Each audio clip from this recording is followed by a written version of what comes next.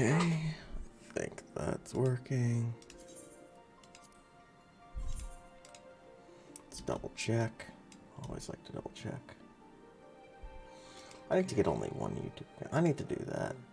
I have 2 YouTube accounts. I have one that, like, I actually set up for my different streaming or YouTube or whatever stuff. There's gonna be an echo in a second. Let's double check. I need to get only one. Alright, cool. Seems to be working fine. Which means I can mute this so there won't be an echo anymore.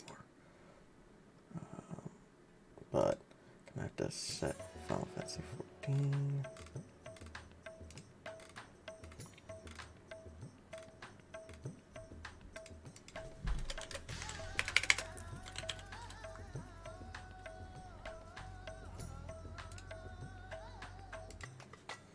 There we go.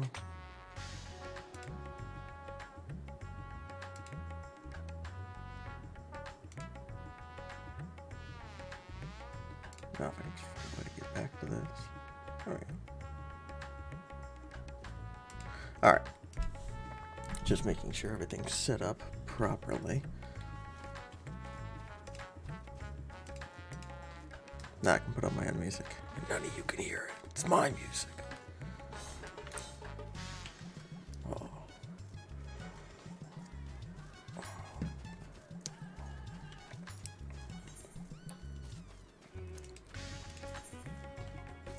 Switch to my Halloween costume.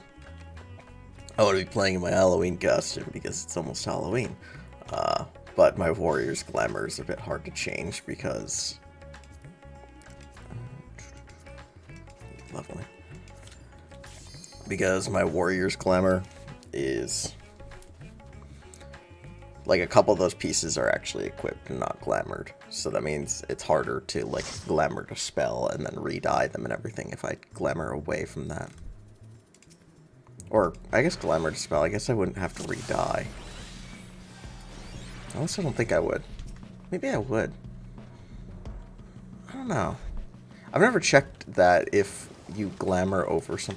Oh, I don't have AoE this level. I ran up and was trying to mash my dice scry. However the fuck you say that, my Sage AoE ability. It's like, oh, wait.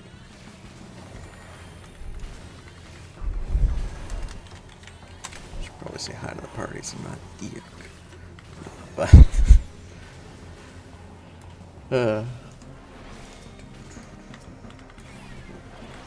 forgot about that. I was looking around too, because I'm like, aren't more enemies supposed to spawn? Cutter's Cry feels like a weird dungeon in that I don't think you have to do it at all for the story, and I really don't think you have to do Cutter's Cry for, like, anything. It's just like a random side dungeon you unlock, but it's, like, low level. So I'm pretty sure I've done Cutter's Cry with people who are almost caught up with the story, and they're like, oh, first time doing this. It's like, okay. Yeah, I'm pretty sure you don't actually have to do Cutter's Cry for anything.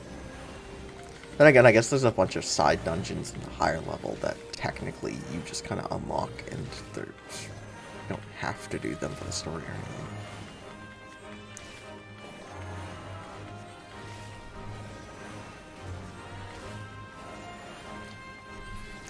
Like, at least, what is it? The level, like, 44 one that also is kind of eh.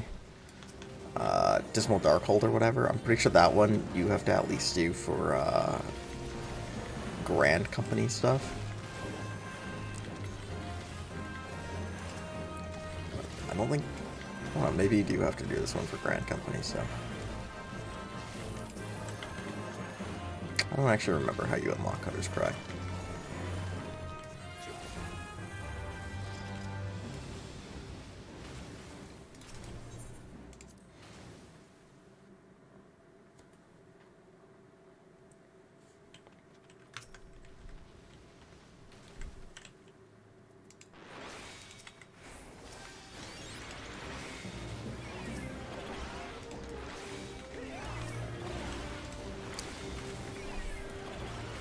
Yeah.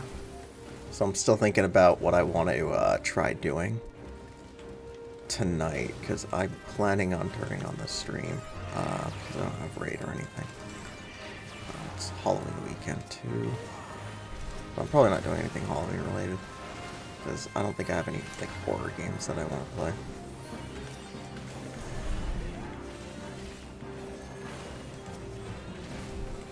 Actually, hold up.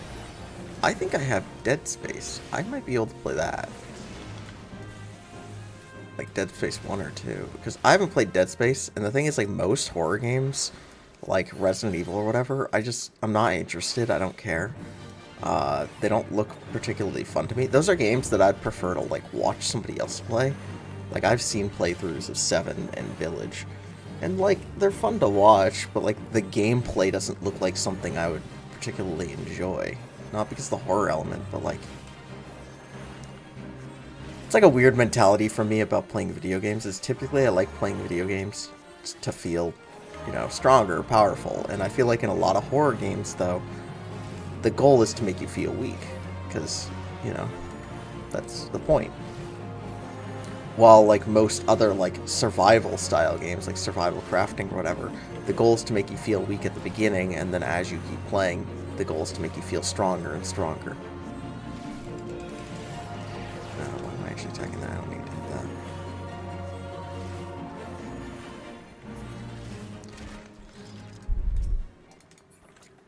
But, so, like, I don't think I particularly want to play, like, a Resident Evil game, but I might... I'll have to look and see if I have Dead Space on Steam. I'm pretty sure I have Dead Space 1 and 2 on Steam, and if I do, maybe I can play that tonight. Just one of them. I don't think the Dead Space games are that long, but I definitely don't think I'd finish them in one night, especially considering how I wouldn't have played them before. So maybe that.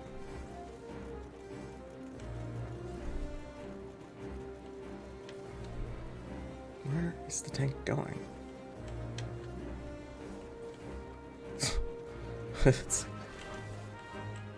What? I'm like, is he going around again? Alright. It's like, I don't know what he's doing.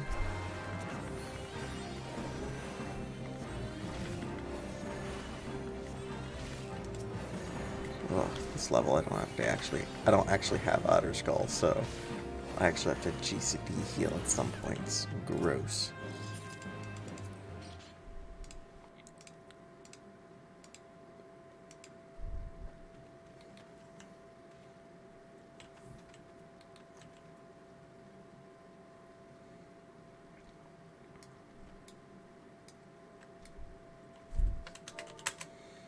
Just go through.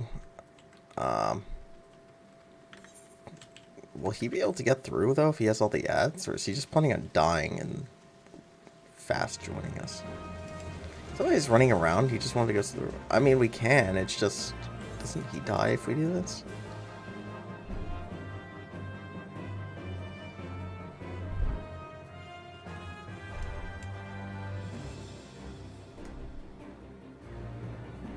Well, I guess maybe he knows the way to run around and get the ads to stick on you. Oh, I guess he made it through. Alright. Good enough.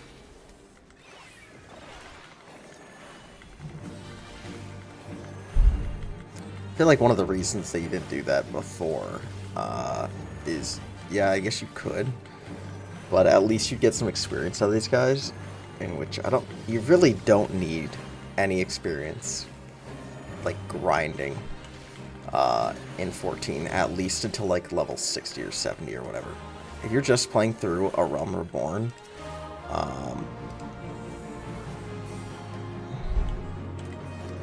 like, the story and everything will give you so much experience. I was doing it recently, and I was always basically 10 levels above what I needed to be. Even going into Heavensward, I was already level, like, 60 something. So...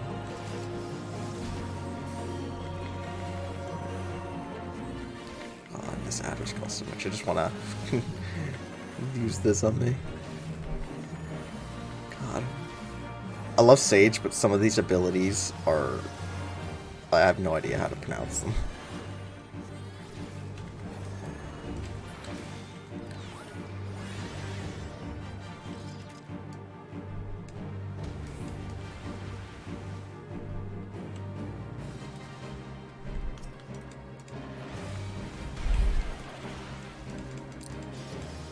Oh man, if you could stop putting dots on me, that'd be great. I mean, I guess I'd prefer him putting it on me than one of the DPS, but whatever.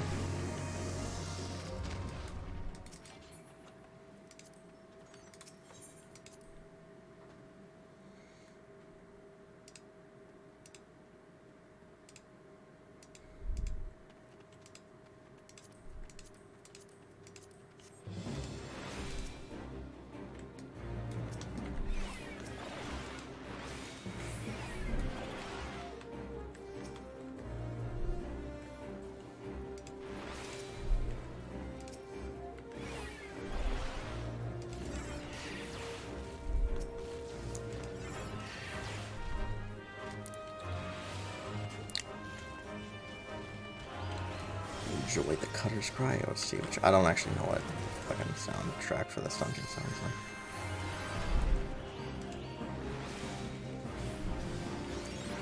And I just have to heal him.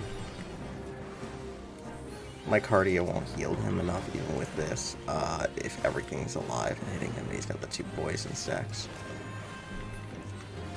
Those poison stacks are so short lasting that there's no point in fucking cleansing them. It's kind of a thing with dots in this game that if the dot's either extremely low ticking or short lasting, there's no point in suiting it. You might as well just like throw a heal or whatever. So I very rarely actually use a Suna in this game. Like I used it during that boss because that sludge dot or whatever actually does a good amount of damage and lasts a long time, so it's worth assuming. But most dots, it's like, whatever.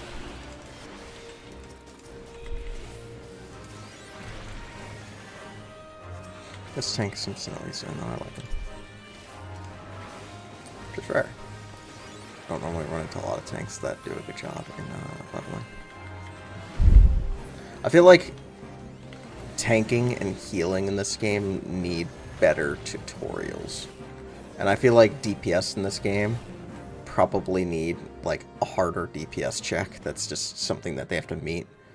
Especially as you start getting into like level 80, 90 stuff. There should really be some sort of actual do you know how to play your class well thing. Because yeah, it's like technically you can carry any DPS you want through any casual content in this game, but at some point if you're doing just like so absurdly bad, you're kind of... You really are kind of grouping your group. Yeah, that makes it fine.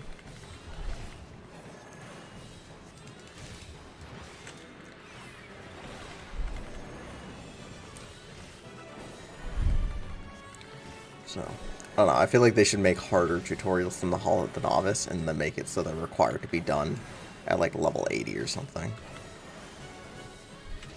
Just always make it so it's like 10 levels before the end game content. Just to make sure like tanks know to use rotate through cooldowns and that they have to actually use cooldowns. Make it so healers know that they have to heal and do damage. Make it so DPS actually can pull okay numbers. Again, not amazing. You don't have to make it like as hard as doing a striking dummy for Savage or something, but you know, just something to make sure that they can actually do some damage. Wow, I barely dodged that, so it still hit me with the animation. Either that or I literally just got the RNG dodge, in which case that'd be pretty funny. I'll assume that from. He's a black mage, so that paralysis on him is gonna get really annoying for him if I don't assume it.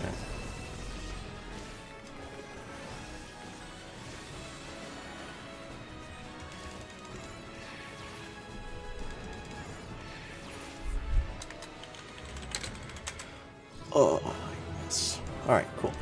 And of course it drops a hat in my inventory. I love my inventory being filled with junk. Let's get rid of that. I don't want this hat.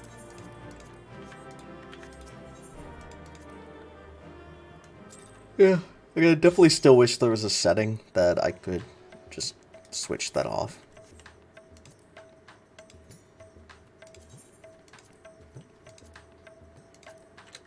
Alright.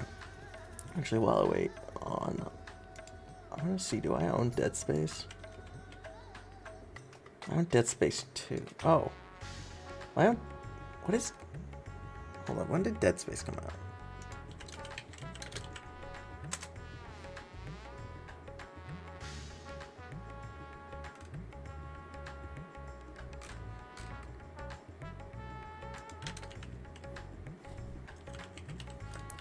...2008, right?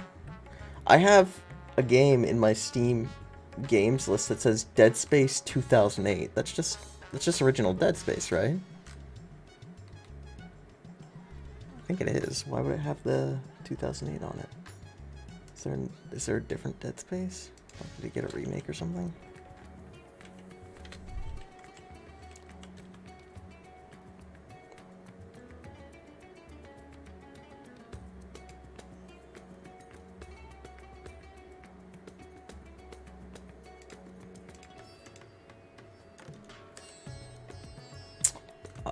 It did get a remake.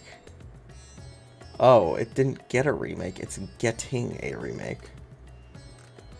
So the remake of Dead Space comes out in 2 months, it looks like.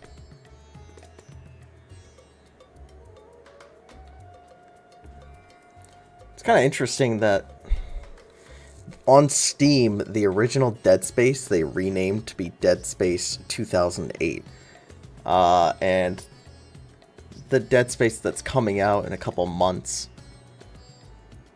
is just going to be the one called Dead Space, which I get they want you to buy that one, so if you look up Dead Space, they want the $60 one to come up, not the old 2008 one.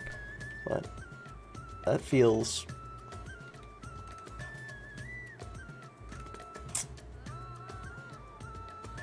Yeah, it doesn't feel right. I feel like they should leave Dead Space as Dead Space and call like the new one Dead Space 2000 or 2023 or Dead Space Remastered or whatever. But I get it's a business decision to do it that way.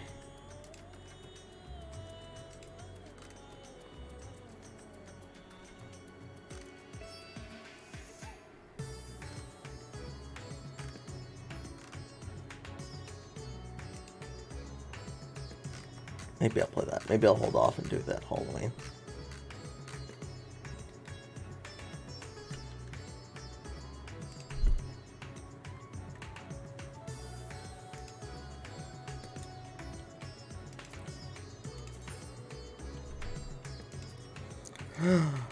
Cutscene roulette.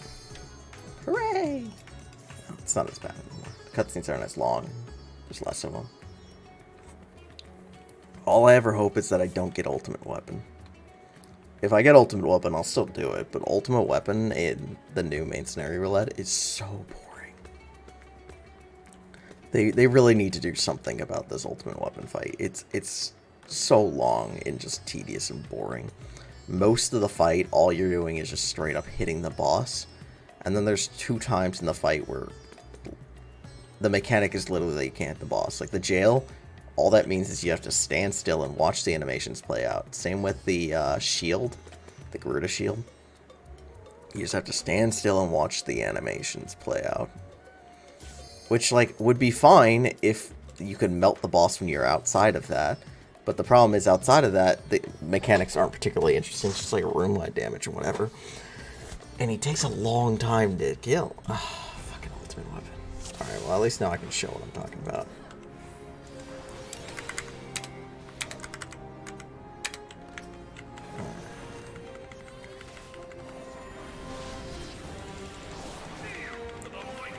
But like, yeah, here we go. Room light damage, hooray.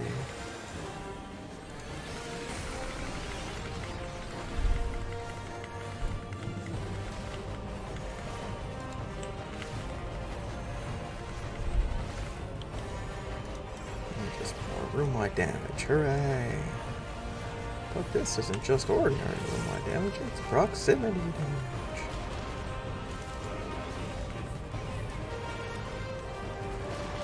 This fight is basically the healer check where they make sure that the healers found their AoE healing ability.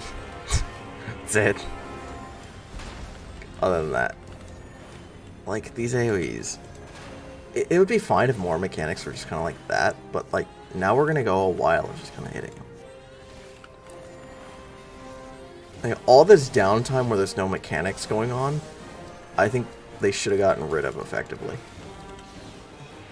Shield off, whatever. Like, they should really avoid... This fight's kind of already long enough with this jail and the shield and everything that they should have definitely made it so more of the downtime without mechanics wasn't there by just, you know, lowering these guys' health a bit so you can burn through them faster and get to the mechanics quicker.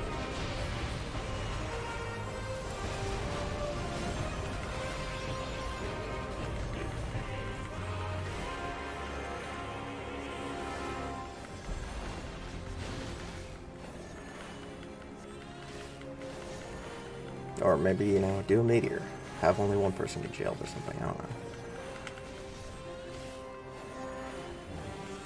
My thought is, if you're going to force the player to, you know, stand still and not do anything, at least make it, like, worth their while in having an interesting cutscene or something. Well, the parts of this fight that make you just stand still and do nothing, it's not really an interesting visual. It's just you sit in jail and then there's, like, white light. And the other one, you sit and you stare at the shield and then there's, like, a white light. It's like, okay. I think a good example is, in Eden, there were definitely some long phase transitions, but at least there was interesting animations and stuff going on. Like, what's that guy that like shoots the moon or whatever? So, yeah, it's forcing you just to sit still, but at least you're watching something interesting. Or same with the normal version of the like Reen or Shiva fight or whatever you want to call it. How it has that long part with Gaia. Yeah, see, you can't hurt it here. Or they could have made it so instead of the shield being literally something you just have to wait till it ends, that it's literally like a normal shield that you could break through, but no, it's just an invuln. But yeah, like when Shiva goes through her phase transition, at least you're watching the cutscene with Gaia, there's something interesting going on, you know?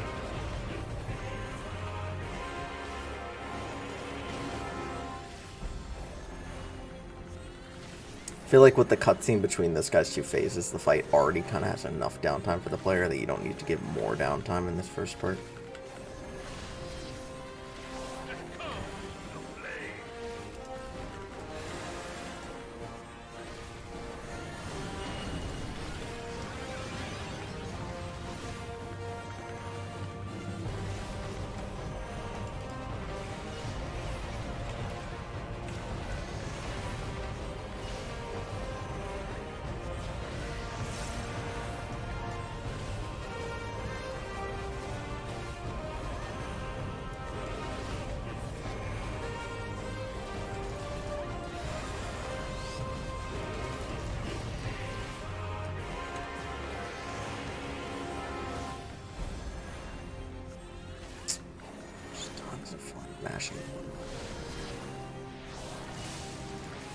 This part, another part where at least you can hit him during this, but it's basically just watching the thing. There's nothing really going on here.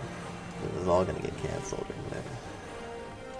It'd be more interesting at least if maybe Heidelin didn't delete all of these and just deleted one of them so you had to dodge correctly or something.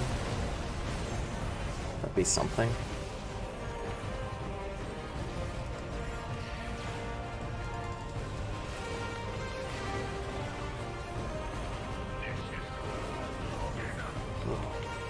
To remember to do like these strat quests too. If I don't see any roulettes for the roll and need that I want, then I'll probably do that. But the Ultima weapon is all powerful. Why does my enemy still stand? Can her strength truly be so great? I just noticed one of the people in our party's name is Walmart Security. It's pretty funny.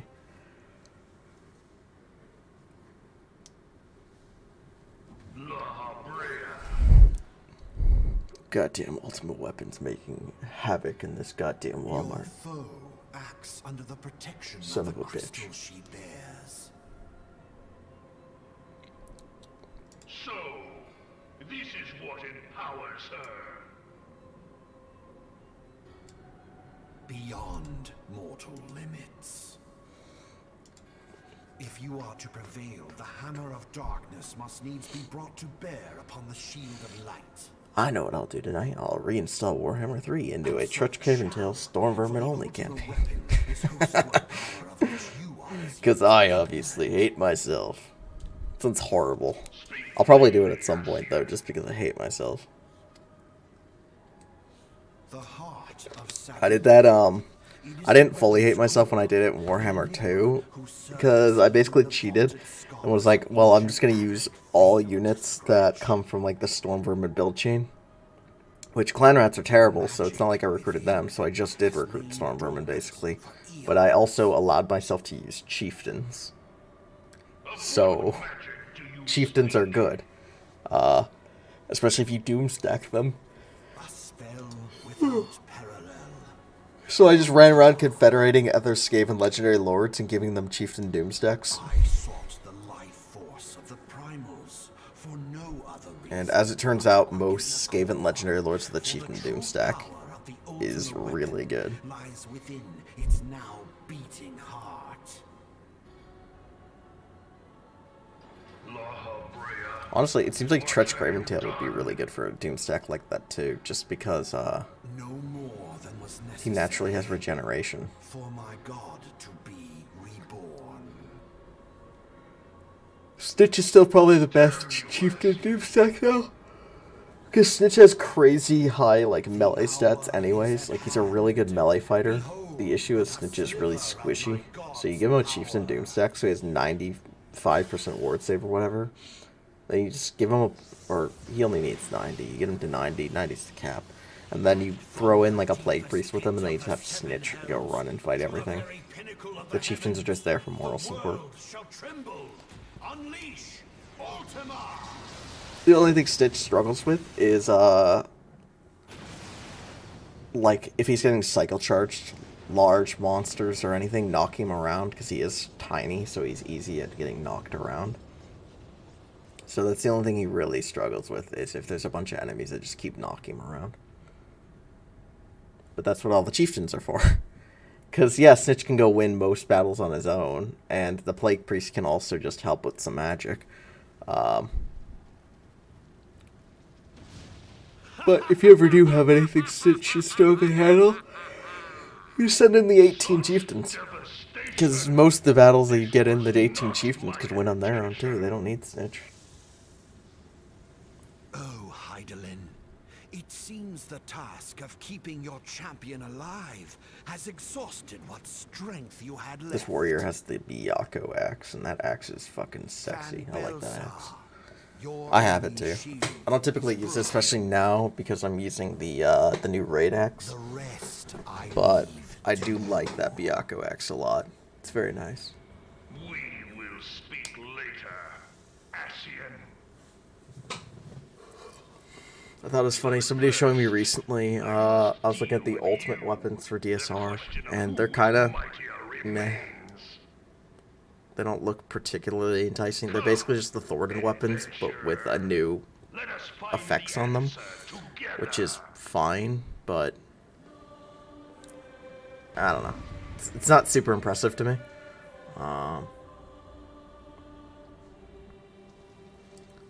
But then somebody was showing me the Fae like weapons for whatever her name is. The crafted weapons with the glowy effects for Titania. And those weapons are fucking sexy. So it's one of those things, I wish they put as much effort into the ultimate weapons as they did into the crafted primal weapons, because the crafted primal weapons are nice.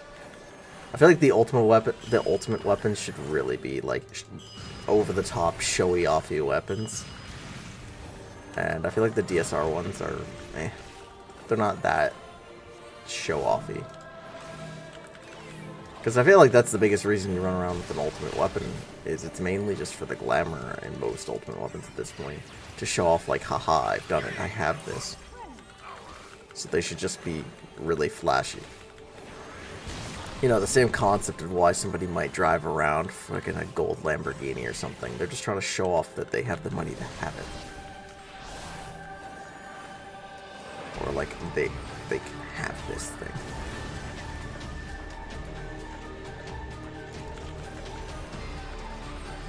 This dog is gonna stole my explosion. No, it's fine. They have the shield. Generally, though, I prefer if I get it, just because it's easier for me to heal myself than it is to heal other people. Then I don't have to stop targeting the boss.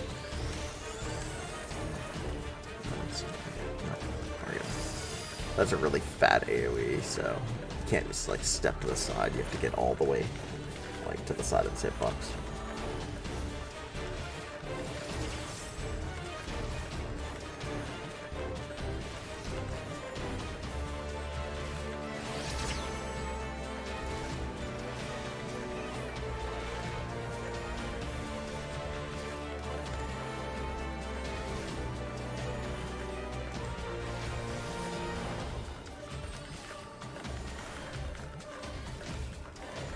Love Sage. Never have to heal anybody. At least don't have to heal the main tank. That's what card is.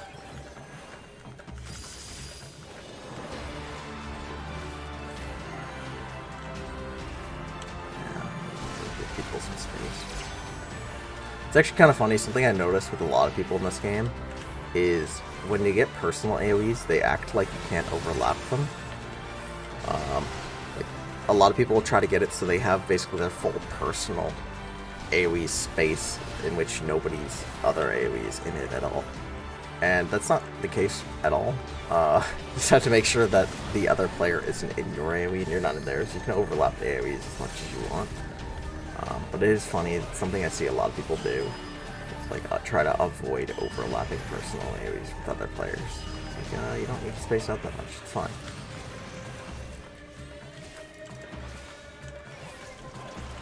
And I get it's just like a spacing thing in which they're just trying to be careful or whatever, but it's more effort than you need to be putting in, you know? And I'm all about minimal effort here.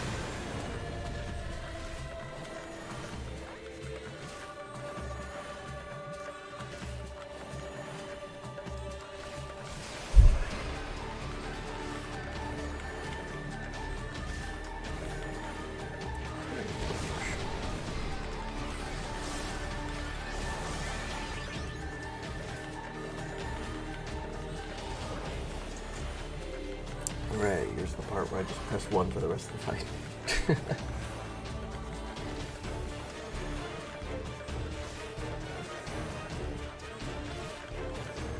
I want to steal the LB3.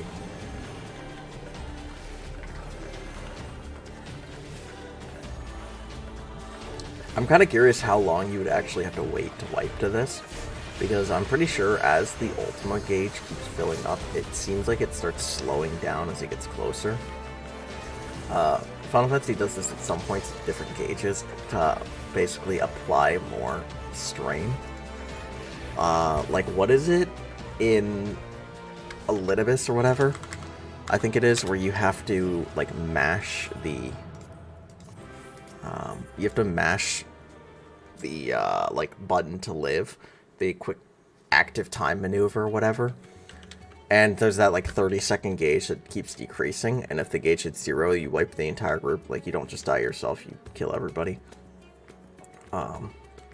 Which I think they should change that. It's kind of annoying that it wipes the group if one person doesn't hit the thing. But that gauge, it looks like it's getting harder the entire time, and it technically does get harder to stay higher up as time goes on, but the lower your gauge down is, the less rapidly you have to actually hit it to keep it active. So it's like fake hard. It's just trying to, like, they've literally designed it so it just adds more pressure on, because as you're doing the mash thing, it gets lower down, and you're like, oh, I gotta hit faster, faster, and it's like, not really. And as the gauge gets lower, the less rapidly you have to click it. So there's actually, like, a pace you can hit it the entire time, in which you don't have to speed up or anything. Well, obviously you could just rapidly click it, but I mean, like, a smaller pace that you can just sit at, like, the 10-second mark and not go anywhere.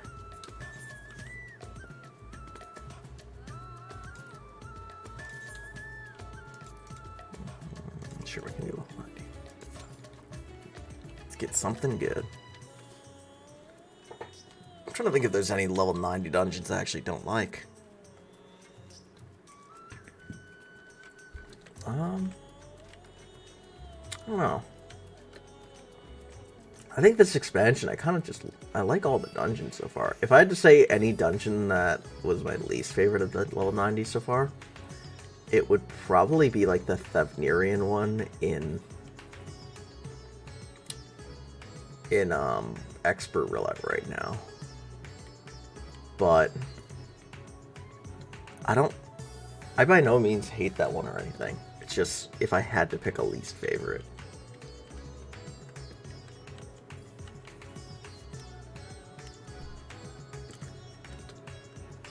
I love the new Void dungeon, though.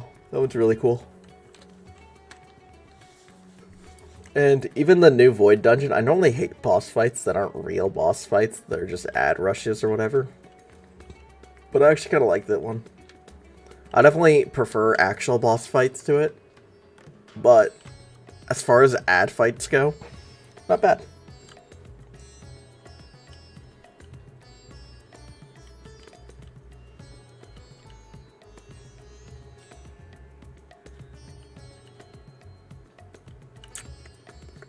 Honestly, I probably feel that way because it's not like a really gimmicky fight. It's literally just kill the guys, dodge the occasional thing.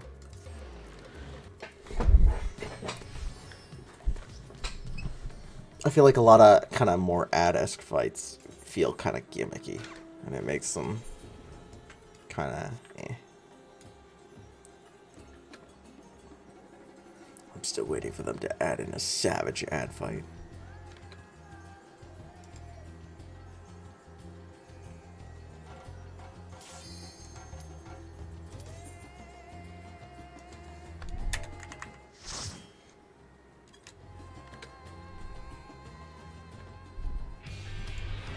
Yeah, this one's pretty good.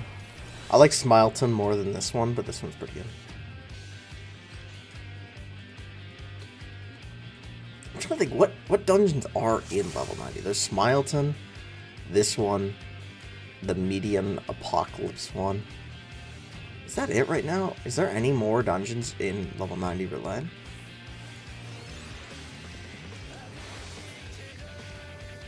I mean, I guess if there aren't any other ones in level 90 Roulette, I guess technically this one would be my least favorite of the bunch.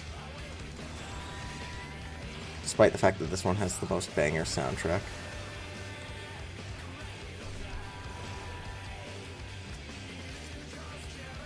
I don't know. I love the Median one. That one's fucking fantastic.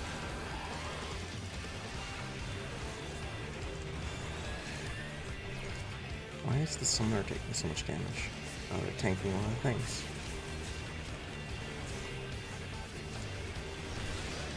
It's like just wondering, it's like, why is the summoner dying? I don't feel like healing them. I'm a sage, I don't heal! I'm too busy using my guns. So far I like this warrior, I haven't had to do any healing on them. But that might be because maybe they blew all their cooldowns this pull, so next pull I might help them out more. We'll see.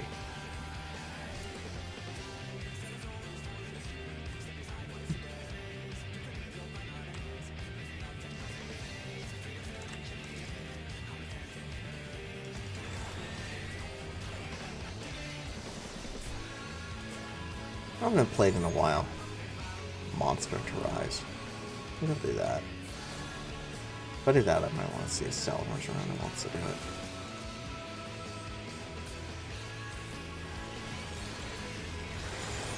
Still not installed.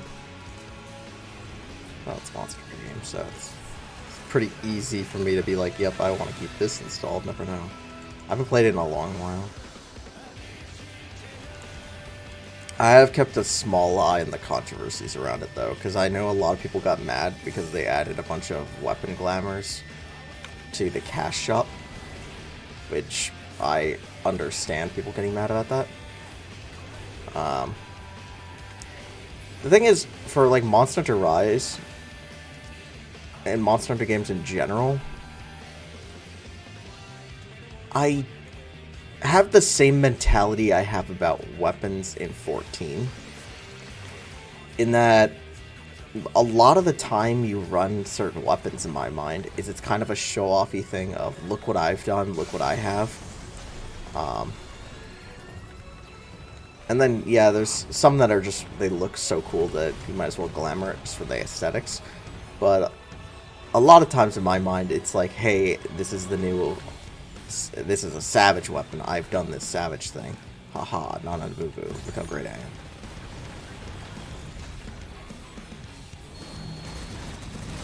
But, so I feel like buying, it's my same mentality in kind of Monster Hunter, and that when you show off that you have, you know, the newest fucking monster weapon or whatever, or, you know, some hard monster weapon, like Behemoth or something, it's kind of a showy thing of, like, look what I have. So in my mind, buying a weapon off the shop in Monster Hunter, it's like, what's the point? There's plenty of... Especially considering how, again, it's buying a weapon glamour, and there's already a lot of cool-looking weapons in Monster Hunter, so I kind of feel like I can just pick something else, you know?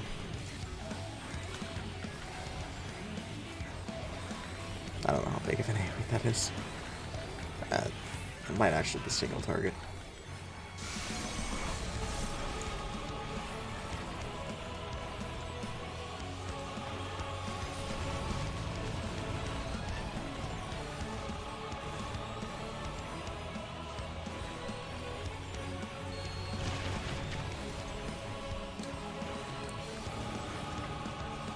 So, I could be wrong about this, but I think I'm not.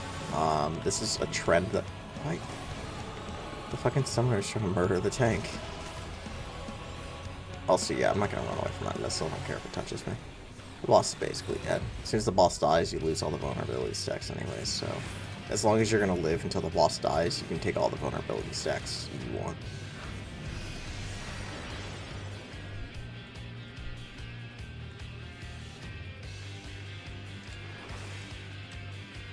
Yeah. I have a personal IA. Time to run and touch the tank.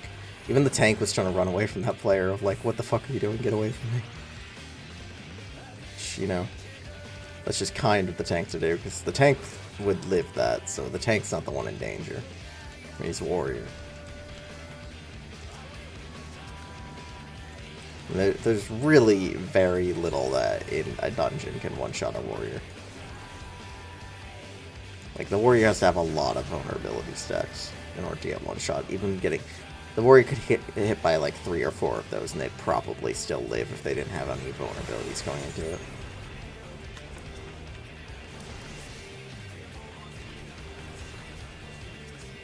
Should probably actually be using these.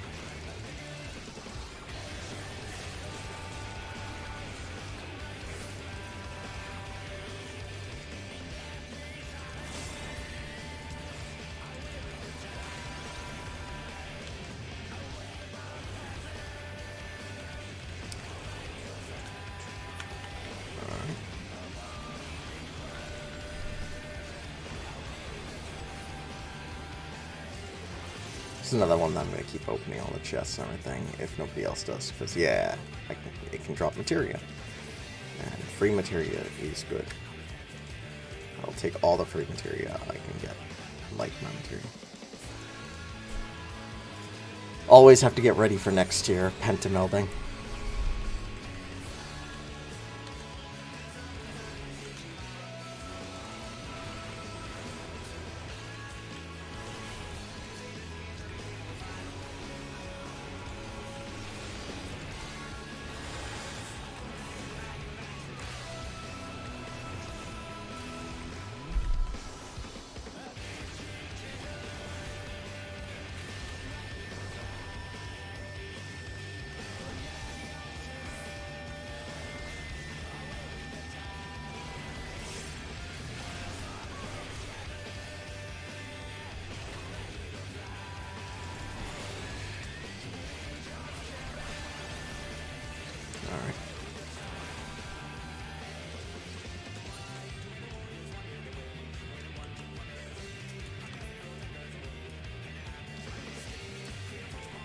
feel like the DPS are going to be taking some hits here. They were taking hits during the first guy, so I'll have to keep an eye on them, make sure that they're not getting too much damage in here. Because if they die, the boss dies slower, and that's a waste of my time.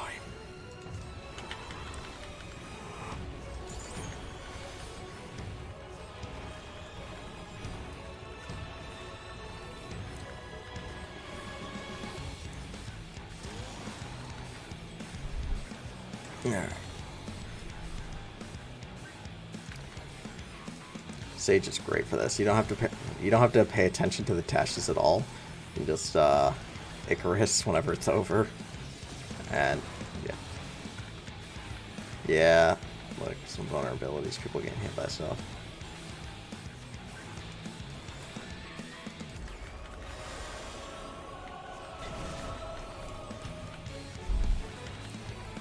Carachol is fantastic at this level, by the way. As soon as it gets the regen, it's amazing. Before the regen, it's kind of eh. But once it gets the regen, it's great.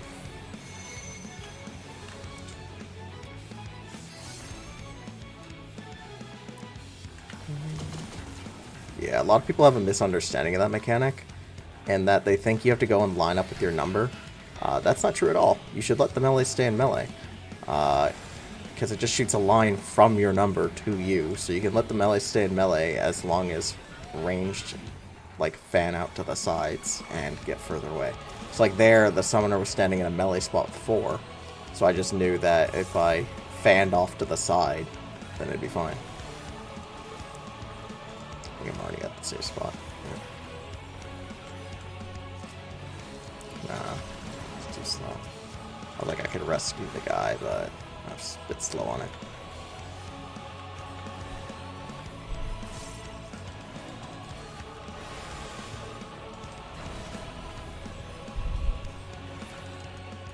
Nice.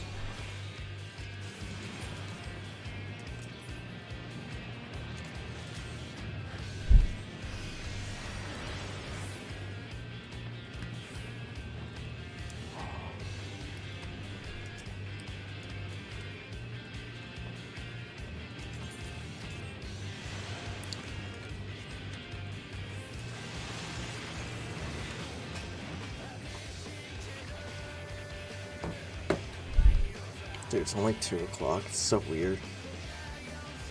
I'm normally asleep at this time on weekends. I was streaming last night, so I'm sure anybody, like... I've been streaming on YouTube, so any streams I do are always immediately also on YouTube as videos, so, like, full record of all my streams, no matter how long it's been. But yeah, so I was drinking a lot last night, and then I turned on my stream and had a good time. That was fun. So after I turned off my stream, I was so goddamn tired, I passed right the fuck out. Which is why I woke up at like 1 o'clock today, and I was like, wow, it's fucking early. I've got the whole day ahead of me. Normally a lot of times on Saturdays, I wake up at like 3 p.m. 4 p.m., you know. I basically wake up, get dinner, and then it's like, alright, time to start doing my day. Day's already over. Let's see. And it's like, I'm actually awake now. Weird. I'm definitely a fairly nocturnal person.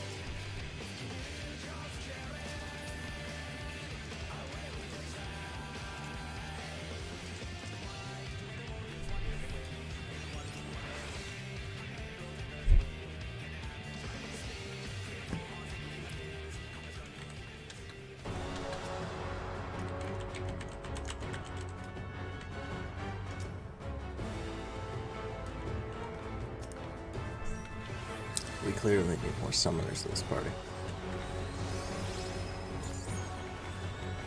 Just thinking, it's like, yeah, this is a boss DPS-like because he's omnipositional.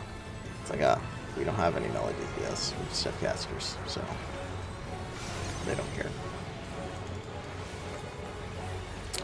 I didn't need to apply the dot to this guy. This guy dies pretty quickly, I think. Or hopefully he dies quickly.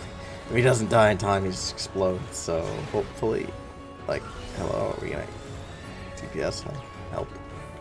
Did any of the DPS even help with that? Or was that just fucking... Same with this one, it's like, can you help me? Please?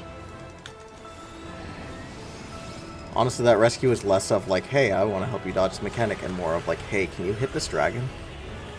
Yeah, now he's hitting the dragon, and the other DPS to listen.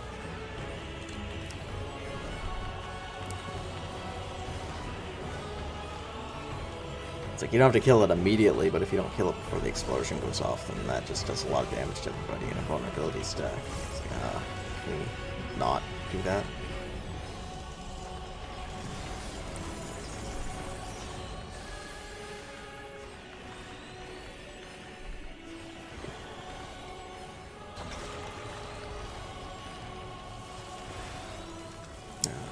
Just hit the flip.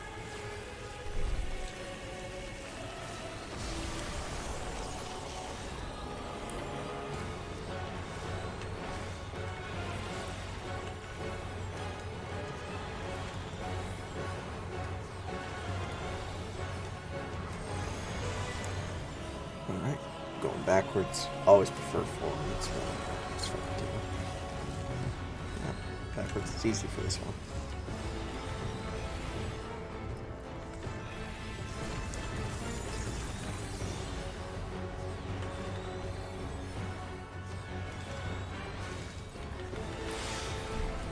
I'm a shield healer, but I don't use any goddamn shields. Why would I?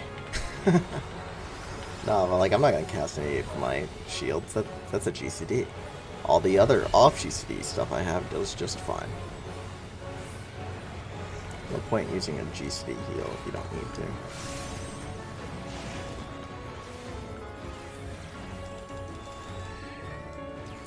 Yeah, like you can ignore the ads and just accept the room-wide damage, but you only really want to do that if you're killing the boss fast enough to make it worth it. And most of the groups I get in here can actually kill the boss before you even have to kill that ad, and these are people that also focus the other ads. So it's like this group's DPS is kind of low. Which again, in a lot of fights you can tell if the group's DPS is low or high, you know, without parsers or anything, just by how fast things die. If you've done it enough, then you know the standard.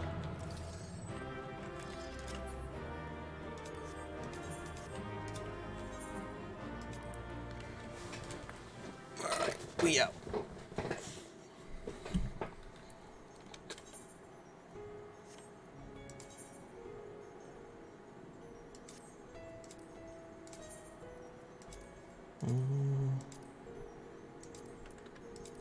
I'll do my beast tribe and then see what's going on. This beast tribe, I'm already maxed rep and everything. At this point, I'm just doing it because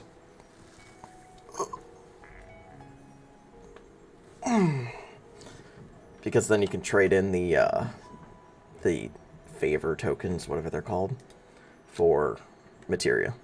So if I have a ton of these saved up, it just means that if I ever need more materia, I can run and buy them. Like, at this point, I technically have enough access to materia that I could probably help myself and multiple other people pentameld. Which, considering how next tier is the last tier and these materia aren't going to be very useful next expansion, I'm probably going to be fine just helping anybody who wants pentamelding done next tier. Because, like, this tier I don't want to offer that, and same with last tier, because if I, you know, offer people, like, hey, I'll pentameld all of your shit, then it's like, I'll run out of materia that I need for the rest of the expansion. But next tier, again, last tier of the expansion, so any spare materia I have, it's whatever.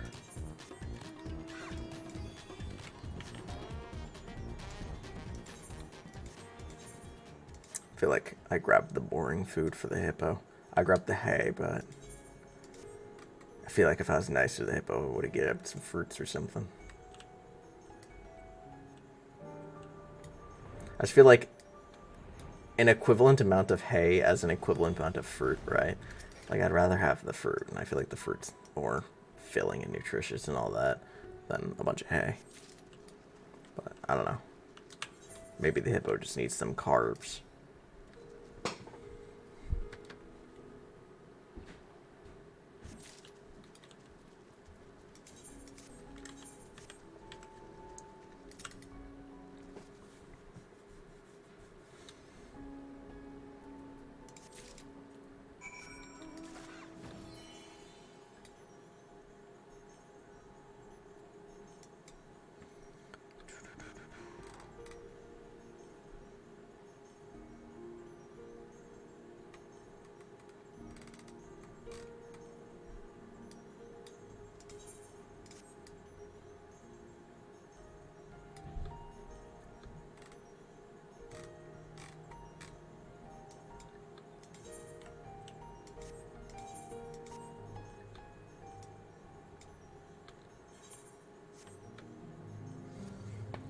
Oh. I wonder if the mic picked that up. Me just cracking my neck. It's stiff. I sit in an office chair, or not really, whatever you consider this chair, all the time. So, like, I think my upper back is fucked. I'll have to sometime look into it. I was recommended that there's, like, I guess some massage chain that is supposedly pretty easy and cheap. And you can just tell them where you want them to massage or whatever. I'll have to check that out and see if I can just get, like, an upper back massage. Upper back and neck. Maybe that'll help.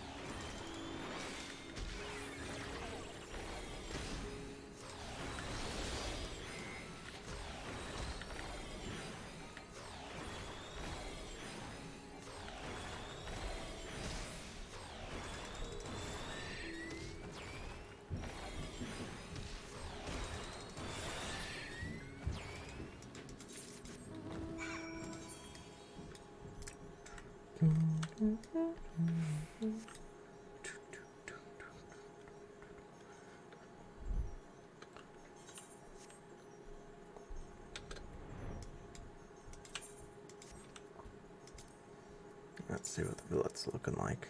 We can do normal rates. Let's go do that. It's only alliance as well. Actually noticed I can start getting a Glalia now on my healers, because my healer's item level is finally high enough. Which, that's nice. I like a Glalia. I don't know if the loot's uncapped on a Glalia yet. I hope it is, because that would be nice if I can start getting it roulettes and I can start getting the tokens from it every time I get a roulette. Or even if the tokens are capped weekly, it'd be nice if I could still get... looks like this guy's tanking. It'd be nice if I could still at least roll on all the loot I want, because a Glalia has some real nice glamours. Rest eternal in the dark depths of this prison.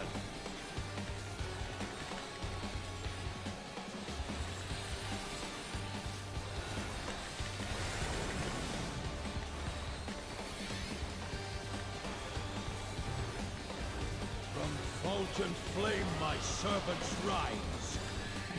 Some dragons out. Out of my sight! Leave naught but ash in your wake.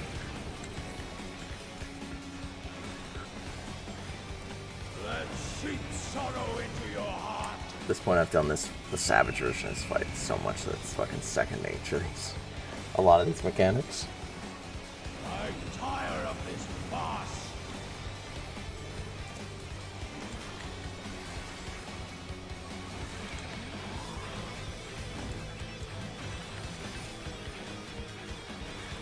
with 2 sages and double Cardia, this paladin's not gonna take any goddamn damage.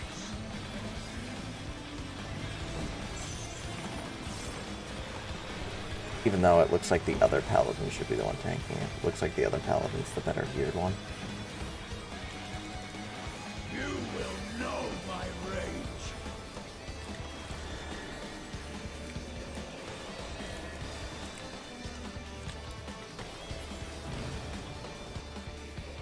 I'm so used to Savage where you like dodge the middle line too. So I went off to the side when I didn't really need to there. Yeah, we gotta keep an eye on that one person who got the dot. Let's just give him an extra heal.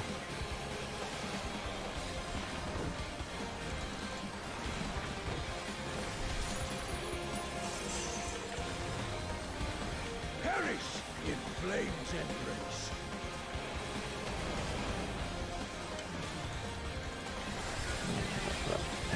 Go forth and sate your boundless hunger. Probably should have Penheimer there.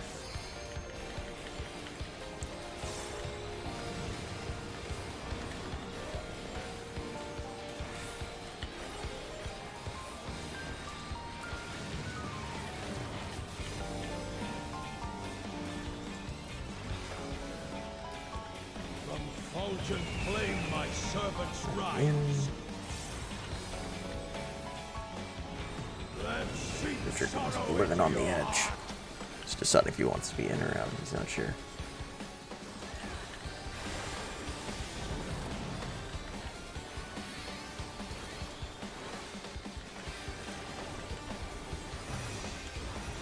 I shall see my wish fulfilled.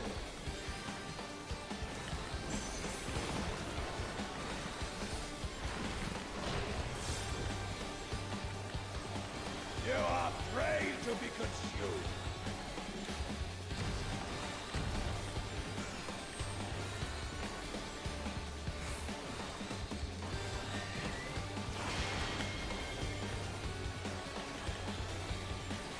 Yeah, you definitely have to kill these snakes. I got in like a slight argument with somebody that I was in Savage. I think it was like a rep we had for a night, talking about normal, in which I made a comment about having to kill the snakes. And they're like, oh, you don't have to do that. There's other AoEs that kill the snakes in normal. It's like, no, that's just Savage. Normally you do have to kill the snakes. So it's one of those things that I had to do this fight afterwards to be like, am I crazy or do you have to kill the snakes? Yeah, you definitely have to kill the snakes for this.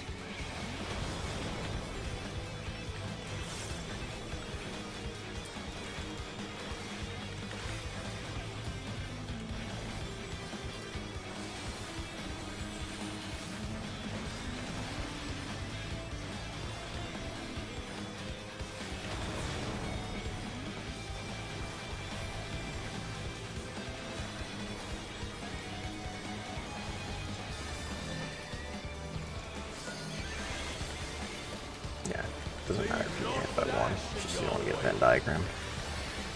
Because like one way or another, I'm going to be throwing out a heal. That guy's jumping. He's like, it's in, it's in. Oh, buddy, you're wrong.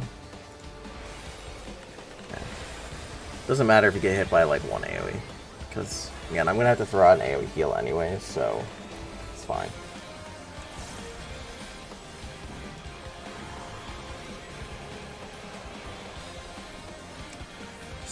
Obviously, want to avoid getting Venn diagrammed. Behold the fruits of sacrifice.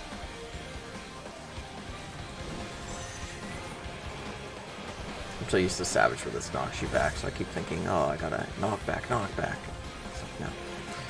Same with the snake. A lot of times when it's going into snakes, I'll just be in the habit of getting out of the hitbox and have to remind myself I don't have to do that normal.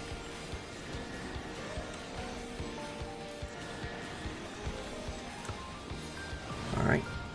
And we can stand still here. Tilt this way a bit. Stand still like right here. Yeah, easy peasy. How did everybody do it right now? I don't think I've ever been in a party of this in which nobody touched the wall. Praying before a god.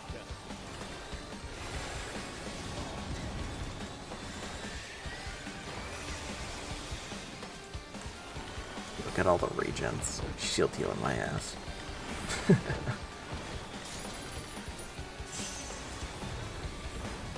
Perish in flames embrace.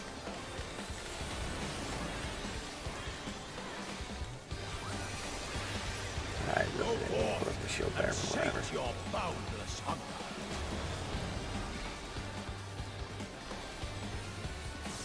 Such a force of habit from Savage where I'm like, alright, put up my shake. So like in my mind, I'm in the mindset of time to shield. And it's like, nah, no, I don't have to do that.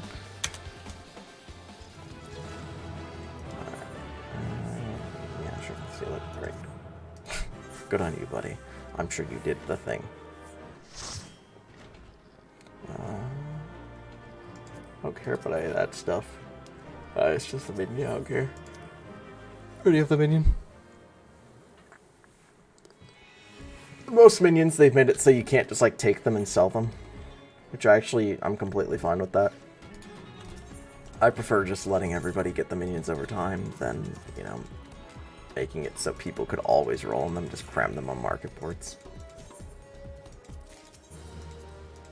Because, you know, I feel like people who do the content should be able to get the stuff, not have to eventually just go buy it, because that feels way less rewarding to keep doing, like, a certain fight or something over and over and not get the minion or anything, and then eventually just, like, relenting and going to the market board and buying it. It feels, like, less rewarding. It's like, yeah, you get it, but...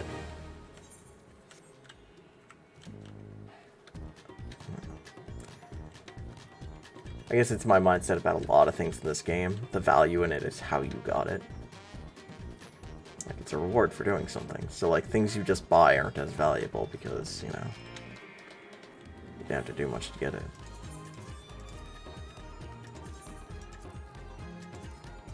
Let's see, trials next.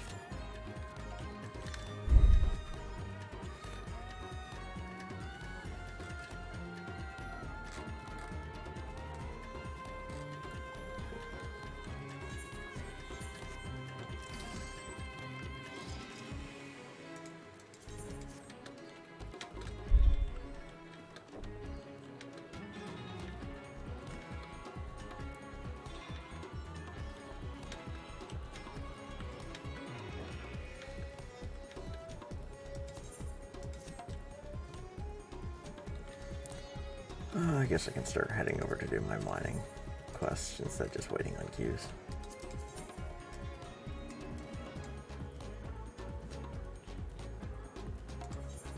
It's like I don't want to click on the gemstone trader. I want to click on the aetherite. I feel like aetherites should be on the top layer of everything. So you should have to like zoom in to hover over other things. Because like if I'm holding my mouse right here, in my mind it's like I'm clearly trying to click on the aetherite, not the gemstone trader. So the gemstone trader should definitely be below the aetherite.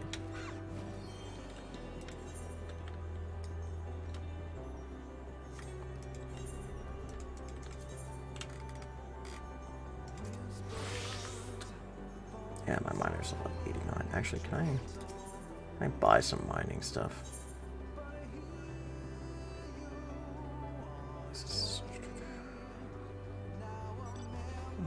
So 87, sure. My miner's gear is really outdated, so let's just buy a set of some crap, or not tools, gear for my miner real quick. Yeah, it's all 87, because this will help with my other gatherers too. Once they hit level 87. Not that I really need it, but my gathering gear is really outdated. I'm not even using gathering accessories, I believe. Well, some of them are, I guess, but a bunch of them are not. See, there we go. Now I'm looking more professional.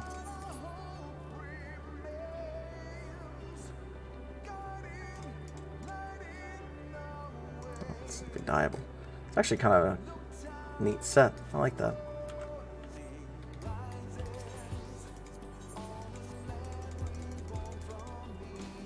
Yeah, it's unfortunate that this gear is going to be role locked to Disciple of Land, so I can't glamour it onto other classes. I really wish they would remove role restrictions from glamours. Oh, I was wondering, I'm like, what do you mean I can't accept this quest? Just Happen to pop up the queue at the same time. You're not the required class. Sure. Yes, I would like to commence the trial roulette as a minor, please and thank you.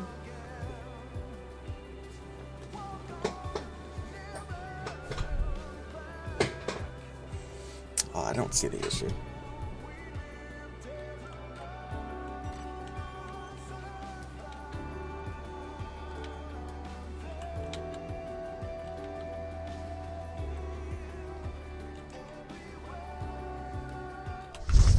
Alright, see what we get.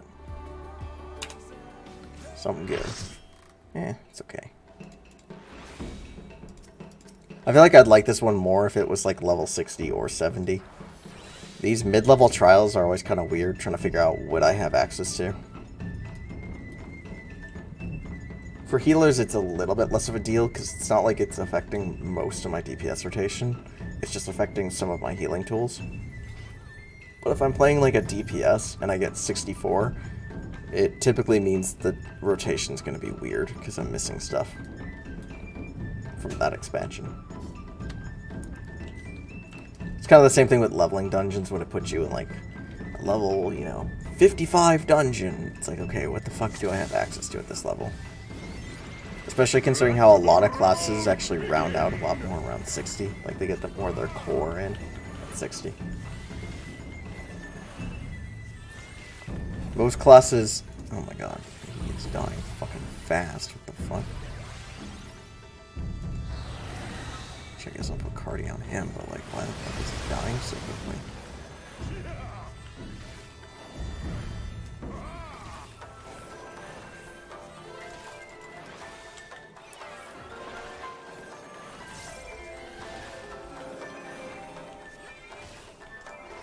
Whoops. Oh, Carachol doesn't have the regen effect at this level. So the thing is, if it doesn't have the regen effect, and Ixchol also uses my Adder Skull, it tends to be more worth it just to use Ixchol, because this actually gives a heal, and this doesn't. If I have a ton of extra Adder Skull, then yeah, sure, Carachol, but... eh. But again, once Carachol gets the regen effect, it's really good. The seas part for we alone. At least for casual content. I don't know anything about Savage rating on healers, so... any comments on the class that I have for healing are just for casual content.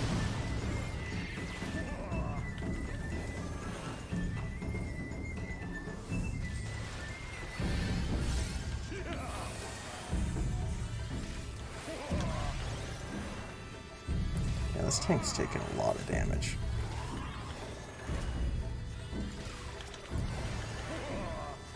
Also, I definitely just let the Scholar deal with the raise. They seem to already be on top of it. I wonder what the Bruh is for.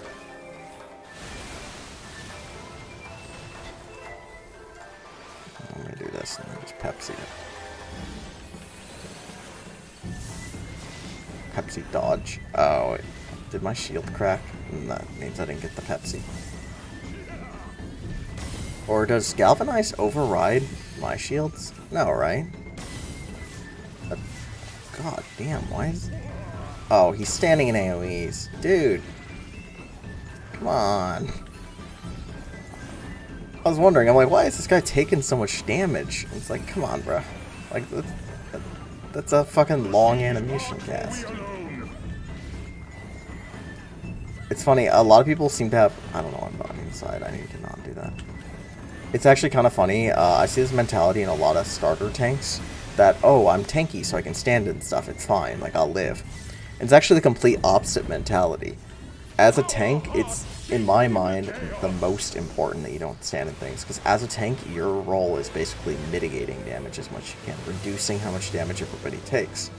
And since you're already going to be taking the most damage, you need to reduce that as much as you can. So, again, generally speaking, in my mind, it's more important for the tank to not get hit by things than it is. Because yeah, you can live things, but you're taking autos, you're taking a bunch of other stuff, so it's more important for you to reduce your damage that you're taking even further. the reason like tanks have cooldowns. Tanks have cooldowns to deal with damage that they can't dodge. Nice, another crit shield. But if I get the crit shield, I don't need to fucking heal him at all.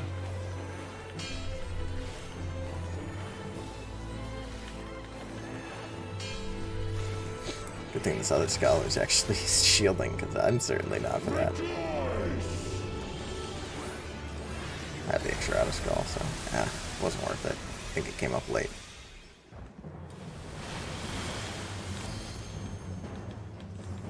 Resilient souls, I salute you! He actually starts doing big ass busters here, so hopefully this tank. No, he's not gonna use any cooldowns. I'm thinking I'm just gonna let him use the cooldown after he got hit. Bro! Use the cooldown before. I know he's a sprout, but like, don't stand and stuff on homie. Oh, and I'm in the jail, I can't help anyways. This one. This one. Let me out. If you're ever in one of those jails, never trust the party to like guess the right jail. Always mark it. Because you never know. Because all it takes is like one person who's wrong but really confident to start absolutely wailing on the wrong jail. And other people will see that and be like, okay, this is the jail we gotta break. Like people they'll double think and they'll question their original thoughts. Oh fuck, get me away from that buster.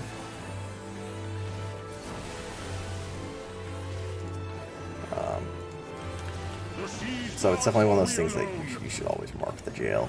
Let people know where you're at. And if you're not absolutely sure where somebody is, you should not mark the jail. I've seen that before too, where somebody will put like a mark and it's wrong. It's like, you'll break it open, there's no one inside. It's like, wait a second. I've seen that. It's kind of funny though.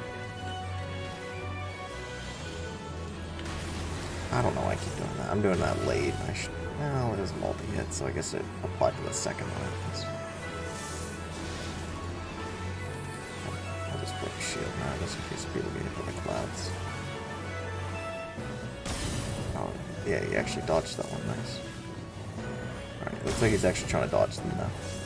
He was taking a lot of damage at the beginning of the fight. I think it's just he was getting hit by AoEs and stuff. It's like, I know this guy's buster hurts. It hurts a lot less if you actually mitigate it, though. I guess I'll do the raise. I was just seeing if the summoner or scholar was going to go for it again, but I think they're not going for it. Earth and stone at our beck and call! No point in us wasting our mana double raising. Yeah, we don't need to break the jail, we can just kill the guy. So I'm not paying attention to where it is. Nobody's paying attention. The guy in the jail might die. Ah, they're fine. 'Twas a memorable dance indeed. You know what? Scholar. Good job, Scholar. Despite all the damage the tank was taking, he didn't die, so Scholar can have it. The fairy did great. I love you, fairy.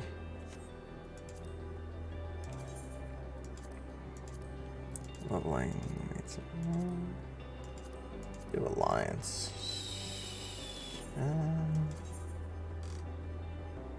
Yeah, let's do alliance with my dancer.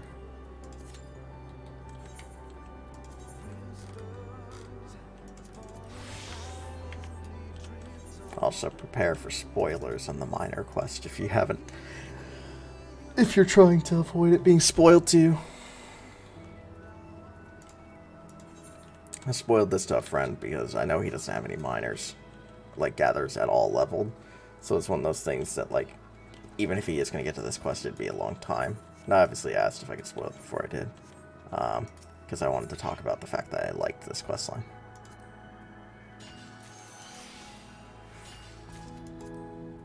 Mind access. It's kind of annoying. The game's like, hey, I gave you 2 instead of 1. It's like, I don't want 2. It's just going to fill my inventory. I only need 3.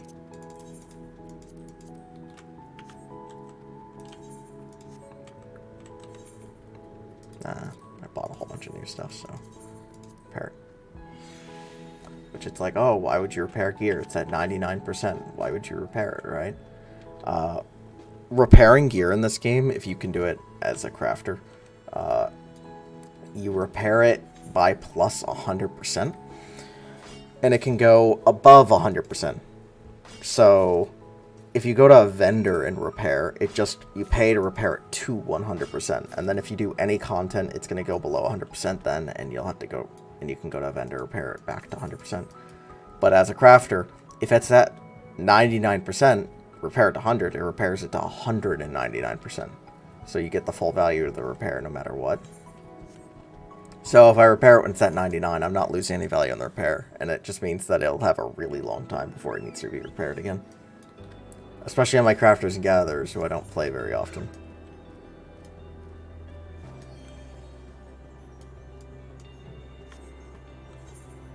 And yeah, I actually upgraded all my crafting and gathering gear, or my gathering gear, so now it's easier to do these quests by a bit, I guess. Not that these quests were particularly difficult.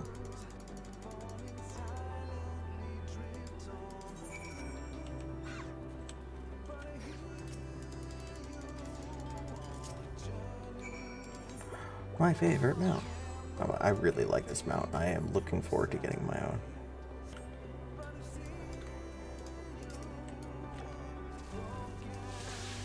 Oh, there we go. For a second I was like, oh, was I not close enough? That electric was smaller than expected. It's like, nope. It's gonna wait a second.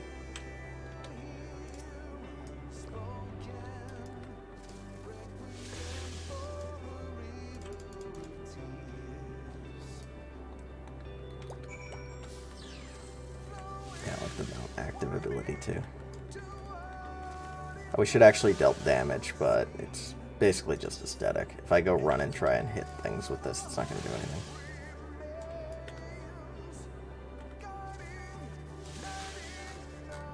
Yeah, look at this mount. It's adorable.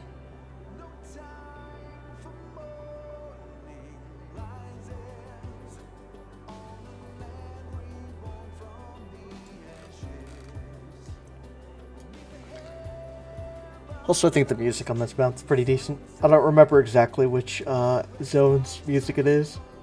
Like, it's not the Ultima Thule music, which is a shame because the Ultima Thule music is amazing. But it's so good music.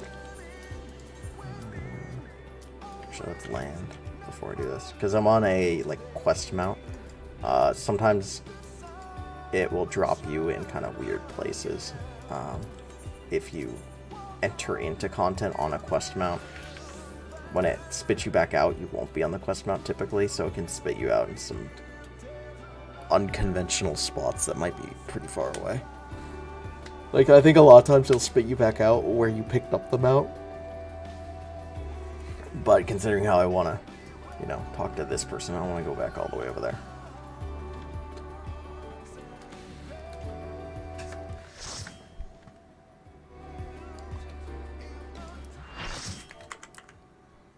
Alright, near rights are good. Who to dance partner? Theoretically in this comp, it should be the samurai, but let's see what gear people are rocking.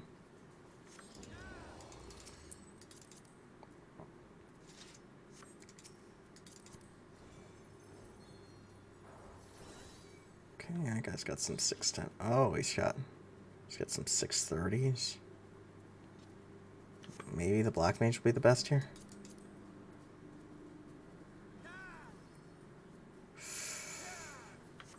Oh, black mage is better geared technically. I'm gonna give it to the black mage and see how he does.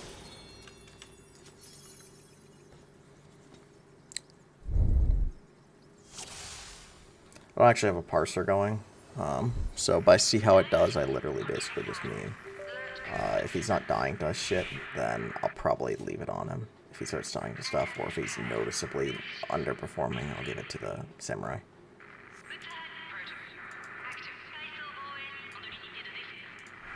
And honestly, even if I did have a parser going, I'd say I didn't have one, because Square Enix XD. So I actually have no idea what dancer openers look like. I just kind of put everything on cooldown and hope I did it right.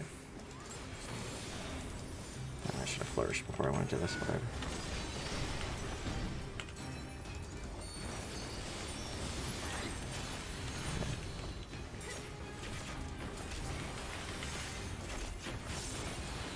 Oh, actually, I have to save the dance. So, I mean, I'm level 80, so I should have access to most of my stuff.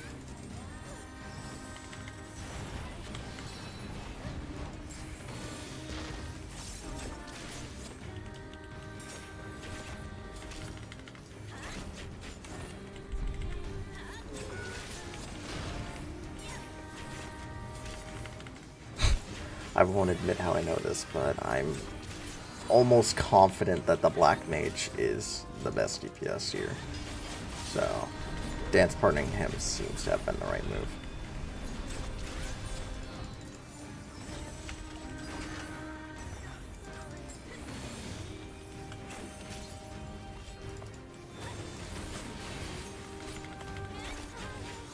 I need to use this and flourish.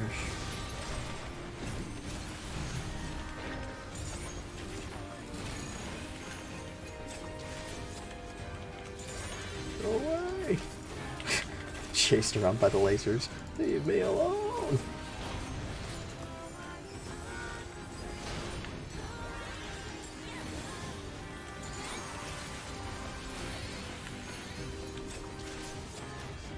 I'm with the feathers, it's just if I get a 4th feather, I'll use it.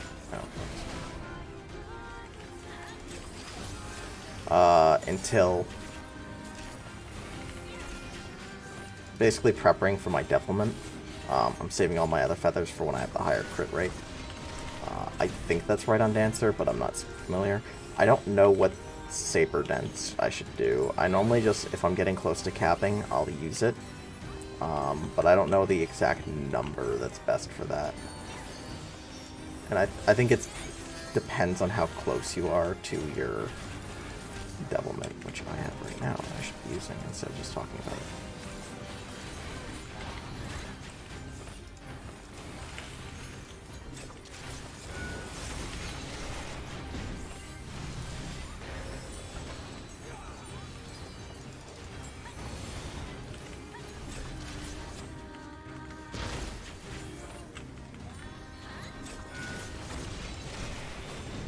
I feel like if it's at 90, I should just be using it. Because I've probably overcapped a few times.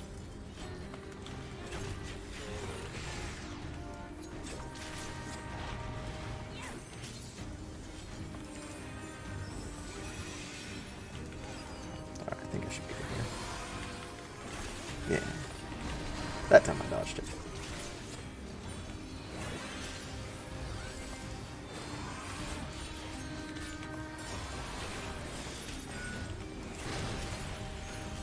Wow, I'm not getting any feathers now.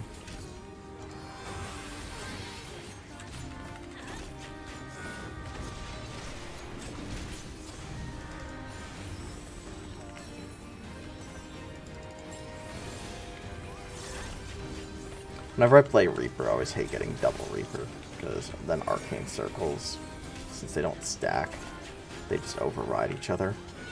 You have to like try to be careful about overlapping Arcane Circles, especially when you're high enough level that your Arcane Circle gives you the 50 gauge through Plentiful Harvest for your burst. You don't want to hold Arcane Circle ever.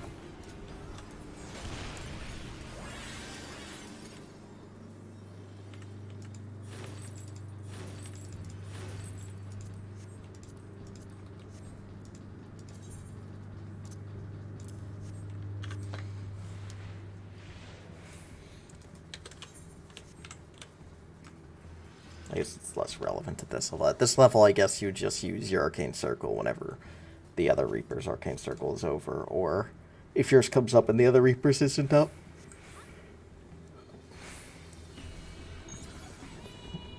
But at level 90, when you have Plentiful Harvest, it's probably not even worth holding your Arcane Circles. It's probably worth just overlapping them so you can both be spamming your Plentiful Harvests. Like, you lose out in the 3% DPS for the group for 20 seconds, but I don't know if that's actually worth how much you're losing. Basically losing out on a Shroud phase.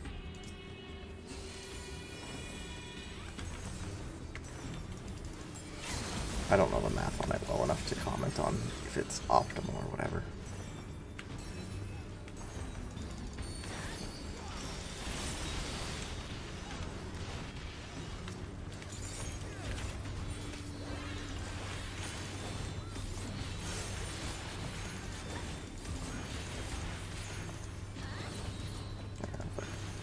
shoot me in the back.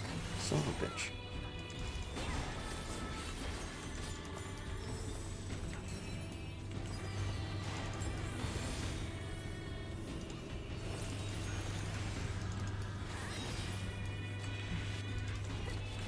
Pretty sure Dancer at this level, it's 2 or more targets. It's worth AoE. So I'm pretty sure it's worth AoE. Ah, that AoE didn't hit. Fortunate. It's actually funny. One of the biggest triggering moments for me I've ever had in this game was I had 2 groups when Rupee Weapon, just normal, not Extreme, came out, that I couldn't clear Rupee Weapon normal because it had a DPS check. And I was in groups in which I was tanking, and the DPS were just so absurdly bad we couldn't hit the DPS check on a normal fight, which is ridiculous. And one of them particularly triggered the shit out of me, because I eventually realized why. We had 2 dancers who were max distance way away from the boss, and you know when they do flourish and everything, they get their AoE abilities. And back before, at level 80, your flourish, the procs on your AoE and your single target were different, so it was worth doing these because they had a chance of giving you feather, even single target. They were outside of range just hitting those, and I think they were hitting them even when they were unoptimal sometimes, but they weren't even hitting the boss. So they're basically just wasting GCDs doing AoE attacks way off in the distance. It's like, oh my god, that's why we can't clear. And that fucking... I lost my goddamn marbles. I wasn't doing chat because I don't want to get banned or something, but it was just really? I think I said something politely in chat along the lines of hey, you know you have to be in melee range for AoE abilities, right? Yeah. One of the easiest ways in this game to improve is reading your abilities. It turns out knowing what your attacks does is quite valuable. Who would have guessed?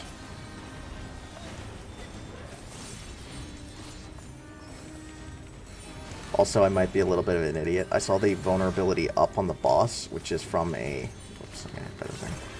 Just from a ninja, and I immediately looked at my party list and wait, where the fuck did that come from? Who put that up? Can Samurai do that now or something? And it's right, we're in an alliance raid. One of the other parties has a ninja. Of course. I definitely didn't get confused and was looking for the ninja in my party.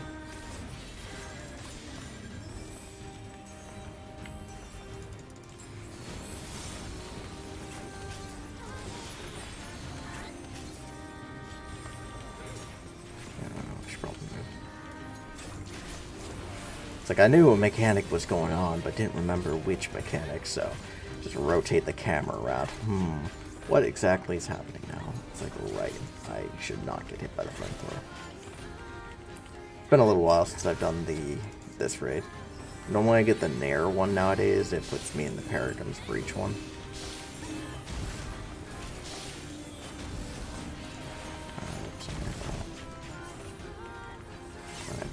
Fine.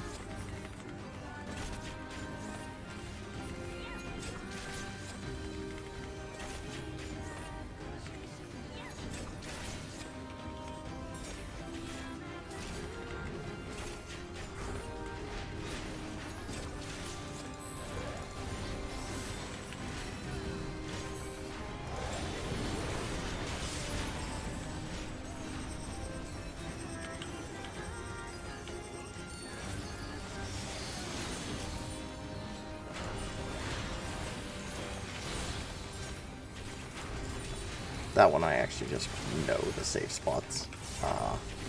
That's why I can just move into immediately. It's I memorized what these safe spots is. I just have to take an eye and be alright, which order are these coming in? I'm surprised the Black Mage moved. I probably would have just stayed where I was.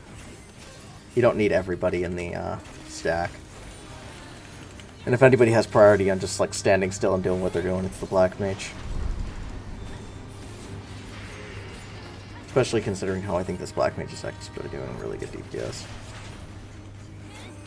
Although this fight, I think the summoner might be beating them because omnipositional, so the summoner's just going nuts on it.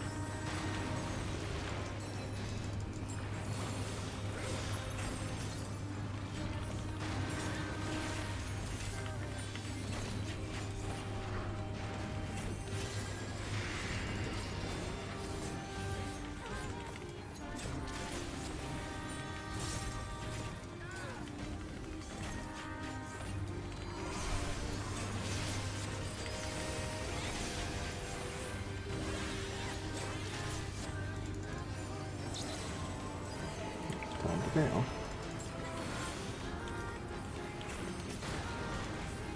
Oh, come on. Really? I was on that shit. Hey, look at me. Look where I'm dead at. Snapshots early, I guess. I should have just stayed there and then bailed then, but I thought I could make it, and I did make it, but no.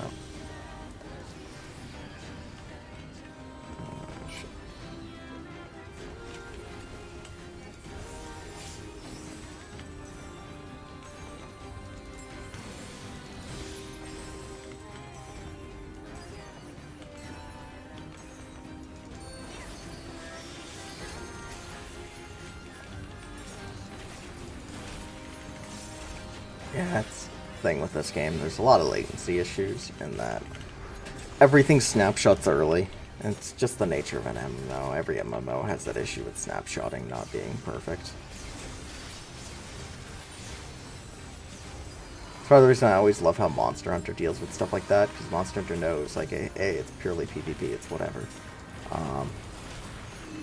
So almost all, like, snapshotting and everything in Monster Hunter is entirely client-side favoring.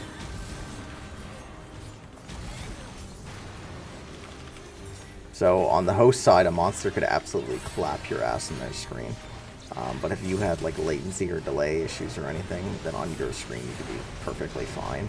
And it'll typically take what your screen has as gospel. Which is nice. But, you know, it's something that's a lot easier done than in that game than in this game. Because in this game, if they were to try to do something like that, then it could mean in Savage Raids and stuff that if you're playing with a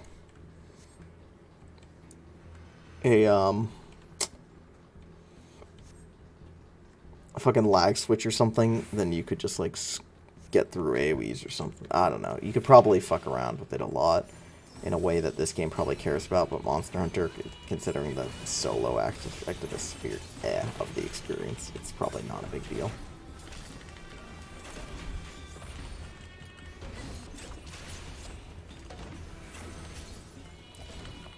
It's kind of like this game, it's a bigger issue in my mind if people were to like cheat or something. While Monster Hunter, obviously, like, I prefer people not cheating. But as long as you're not like joining random hunts and cheating, it's fine. And honestly, even if you join like a random hunt cheat, yeah, you just ruined the hunt, but like hunts are short and you know, it's whatever.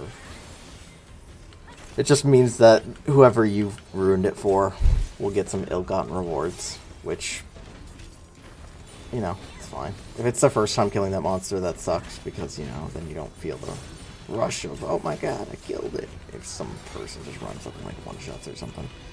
But the only times I've run into cheaters really on Monster Hunter is typically when I'm fighting something that I'm just farming for parts or whatever, and it's just a random like SOS person shows up and just one-shots the boss, and it's like, ah, neat. It's like, did I want them to do that? No. Would I prefer if they didn't do that? Hell yeah. But like, it's whatever. It's fine. It's just like if you showed up to Alatrean or Fatalis or whatever and just like one-shot it, when people are still trying to kill it for the first time, it's like, alright, that's a dick move. Like, let them earn it. And part of what makes Monster Hunter so good is, you know, having to earn it. Actually, I don't want to play Monster Hunter.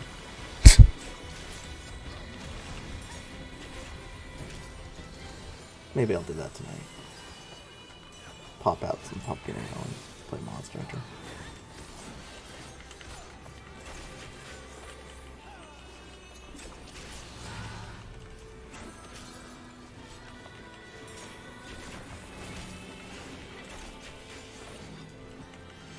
don't want to go back to that place. Maybe I will.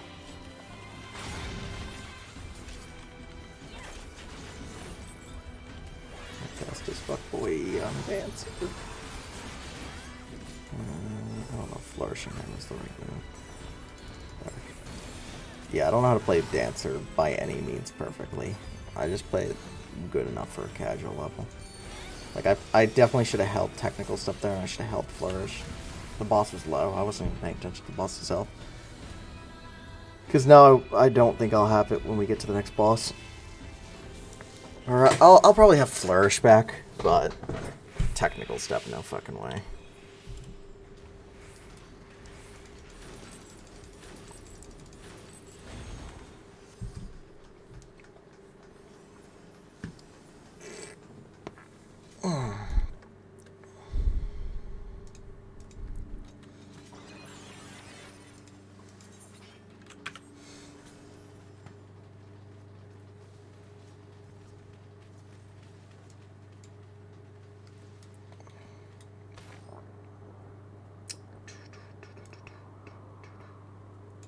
What's that guy's outfit? Is that like, yeah, that's the new Inspector one. So they've been doing a bunch of, whatever that thing's called, Variant Dungeon. Whatever the actual name is. Why? Tab target. God damn. Mashing tab target. The game's like, no. No tab targeting. Something that's kind of annoying with boxes, like hitboxes are massive, is you have to like look at the middle of their hitbox for tab targeting to work.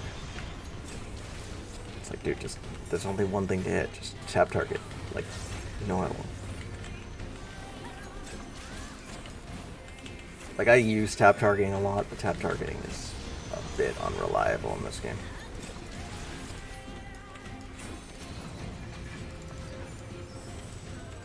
Yeah. Because of what I did there with the Devilman, now my stuff is going to be kind of off. Oh wow, okay, I got hit by the tank buster and lived.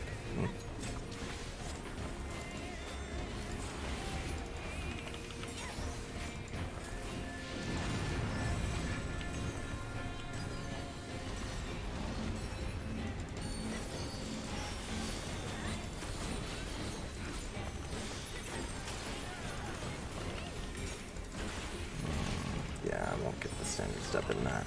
Yeah, the Devilman now. I don't think it's worth holding though, because it does so much damage I shouldn't delay it to try to fit it in anything.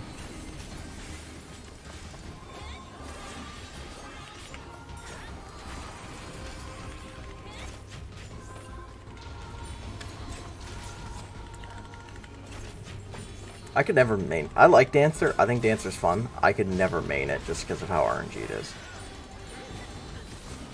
Like, I love Black Mage, and Black Mage even has some RNG, but you can control and manipulate it, and you're not reliant on it. So, I have no issue with how Black Mage's RNG works. But Dancer, oh, way too much.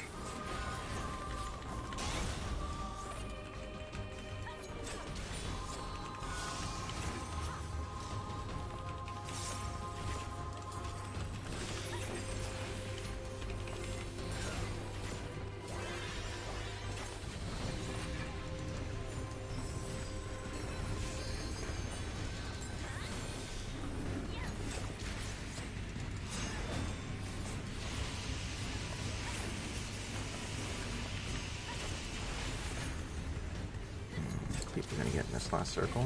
No. It's not.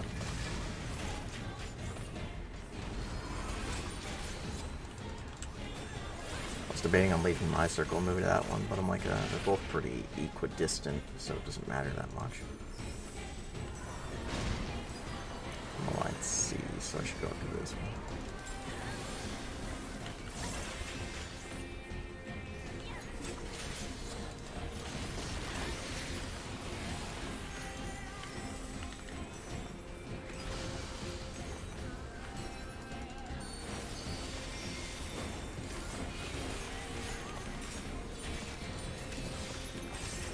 Yeah, I was debating, I'm like, is it worth using the flourish here? Like, I guess it is. I don't think it's worth dancing, I don't think I'm gonna get it off. I guess maybe it would have been worth it. Time to improvise. Isn't improvisation supposed to build up a spirit gauge? Does it not do that at this level?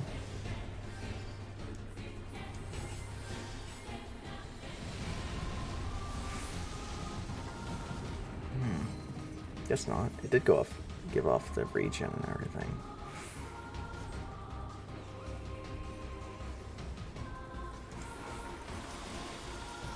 Oh, it was a waste of an improv then. Did it way too early.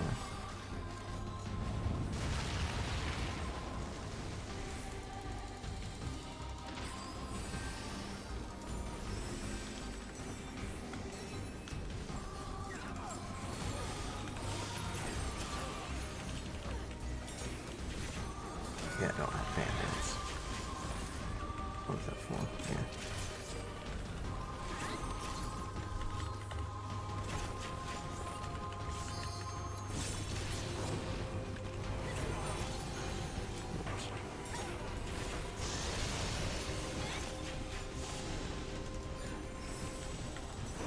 You can always just kind of vibe in the middle and see where it happens.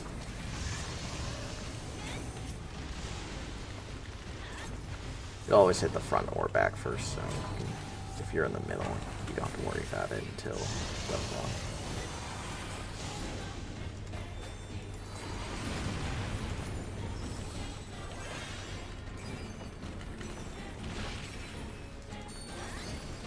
1. No, everybody's all spread out. I'm trying to be as center as I can for the dance. Hit as many people as possible.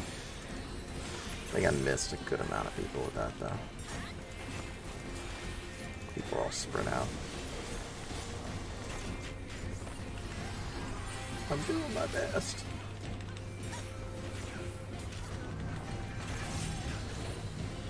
Time to get the fuck out of here. Yeah, it's too late on that. Oh. That's because I didn't lock my camera, so it made me turn, and I didn't want to. Get closer, as I mentioned.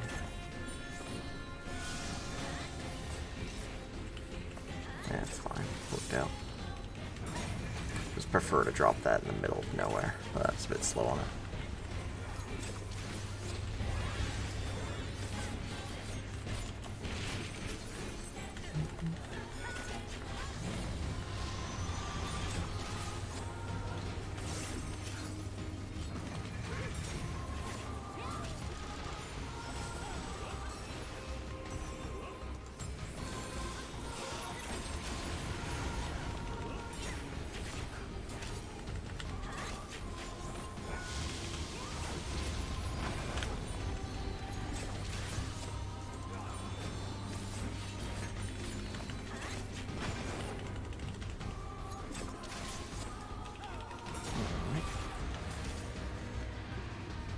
Trying to decide. I guess I'm gonna keep using my stuff, but this guy's so low. I probably should. Nah, I should save technical step and devilment. He's too low.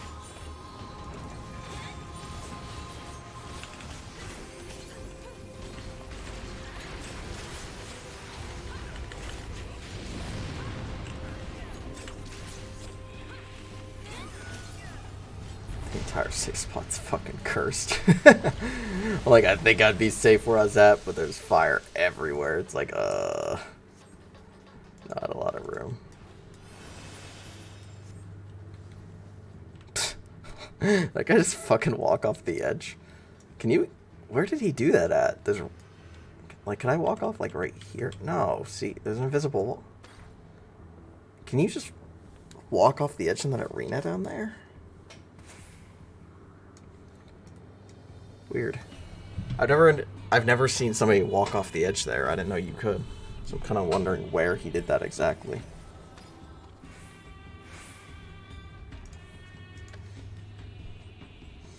Alright, got a cutscene. Yeah, a few people on it. I will just chill and eat my cookie.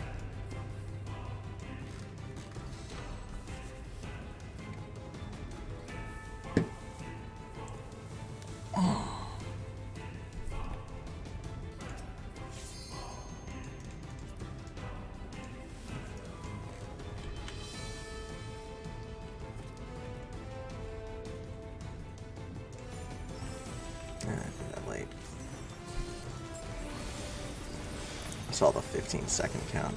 Or, no. Sorry. I was just fucking confused, man.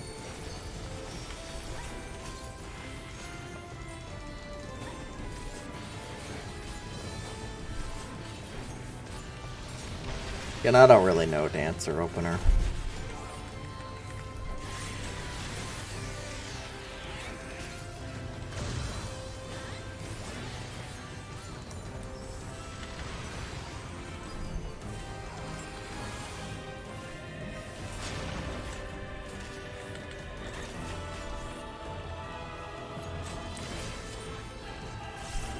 Bosses all rotate weird.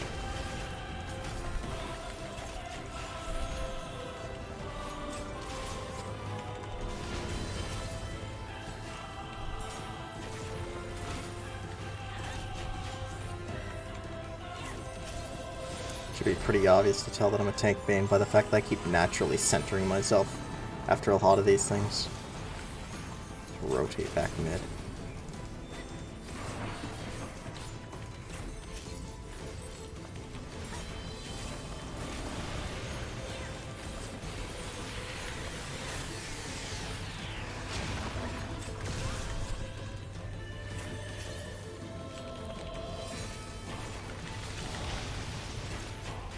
I'm helping. Shield Samba, hooray. I'm kind of bad at using Shield Samba for a lot of these things. No, he's leaving.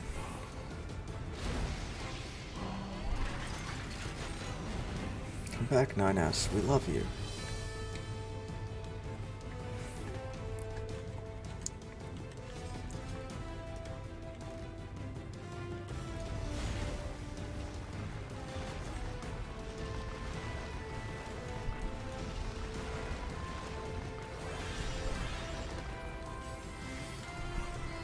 People keep switching the markers around on her.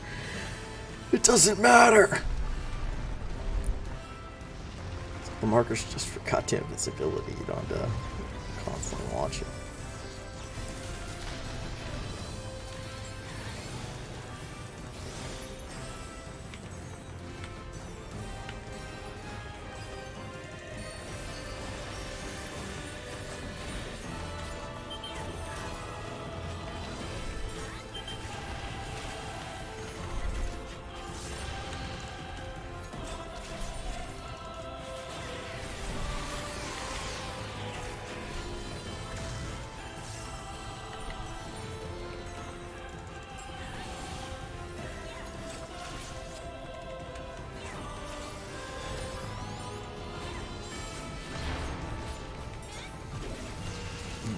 Hopefully somebody actually tanks things.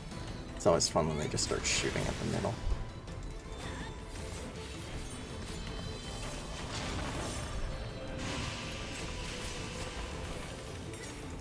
Well, looks like somebody... Our tank's taking one. Our tank has 7 vulnerability stacks though. Holy shit. They are just collecting them.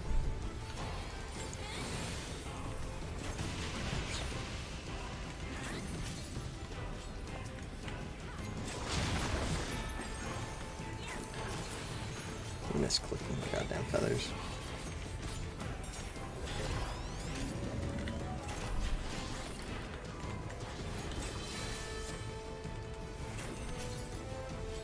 Wonder how in this Goliath tank's hitbox you can be and have it still count as being behind it.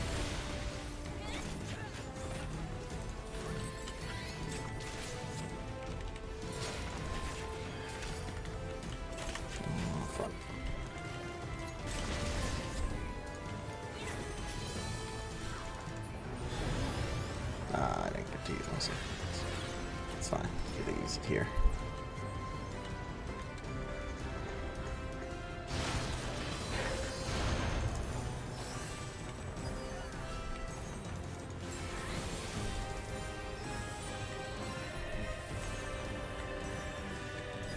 TDR, go.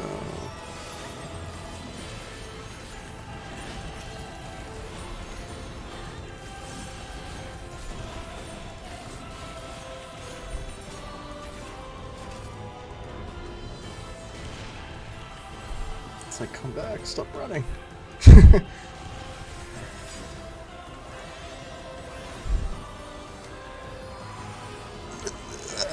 Now I can just dance.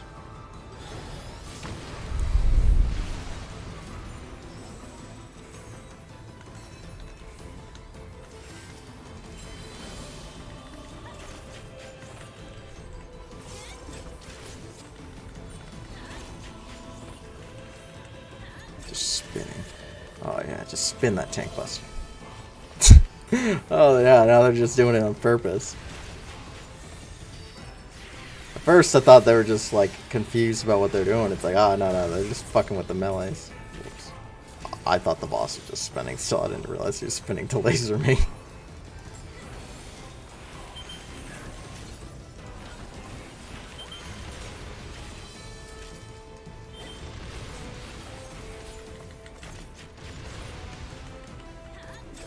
I wasn't paying attention. Whoops.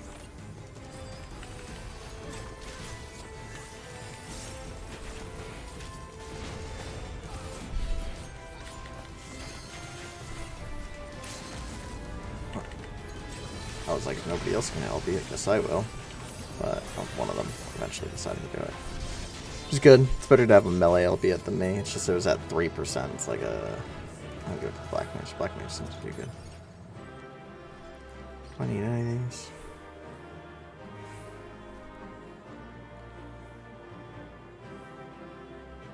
I don't. Alright. Don't care then. I actually got a player comm. It's probably just the Black Mage who was like, oh my god, give me dance partner, I love him. Mwah.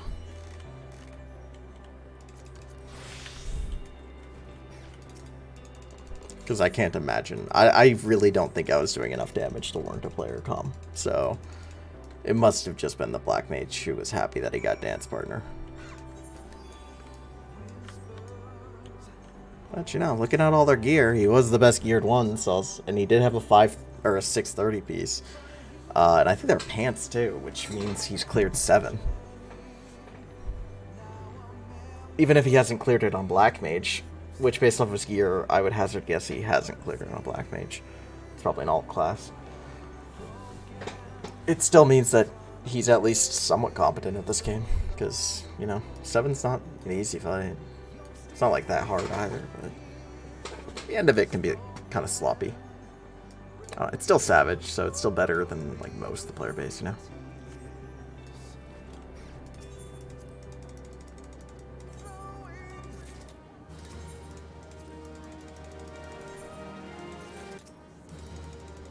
Give me all your stuff. Nice. That's that for the day. Yeah, I still have a little bit before it ranks up again. I want the mount. Yeah, look at this guy. Is that what a Lalafell looks like in the mount?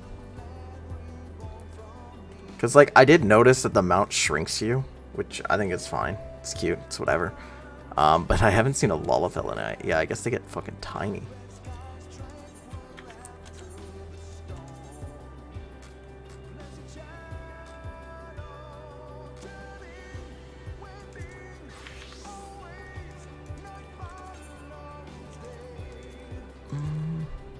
What do I even have left?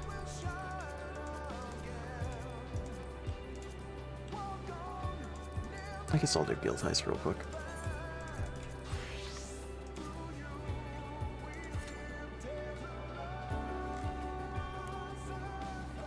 Guild Heist will be fast.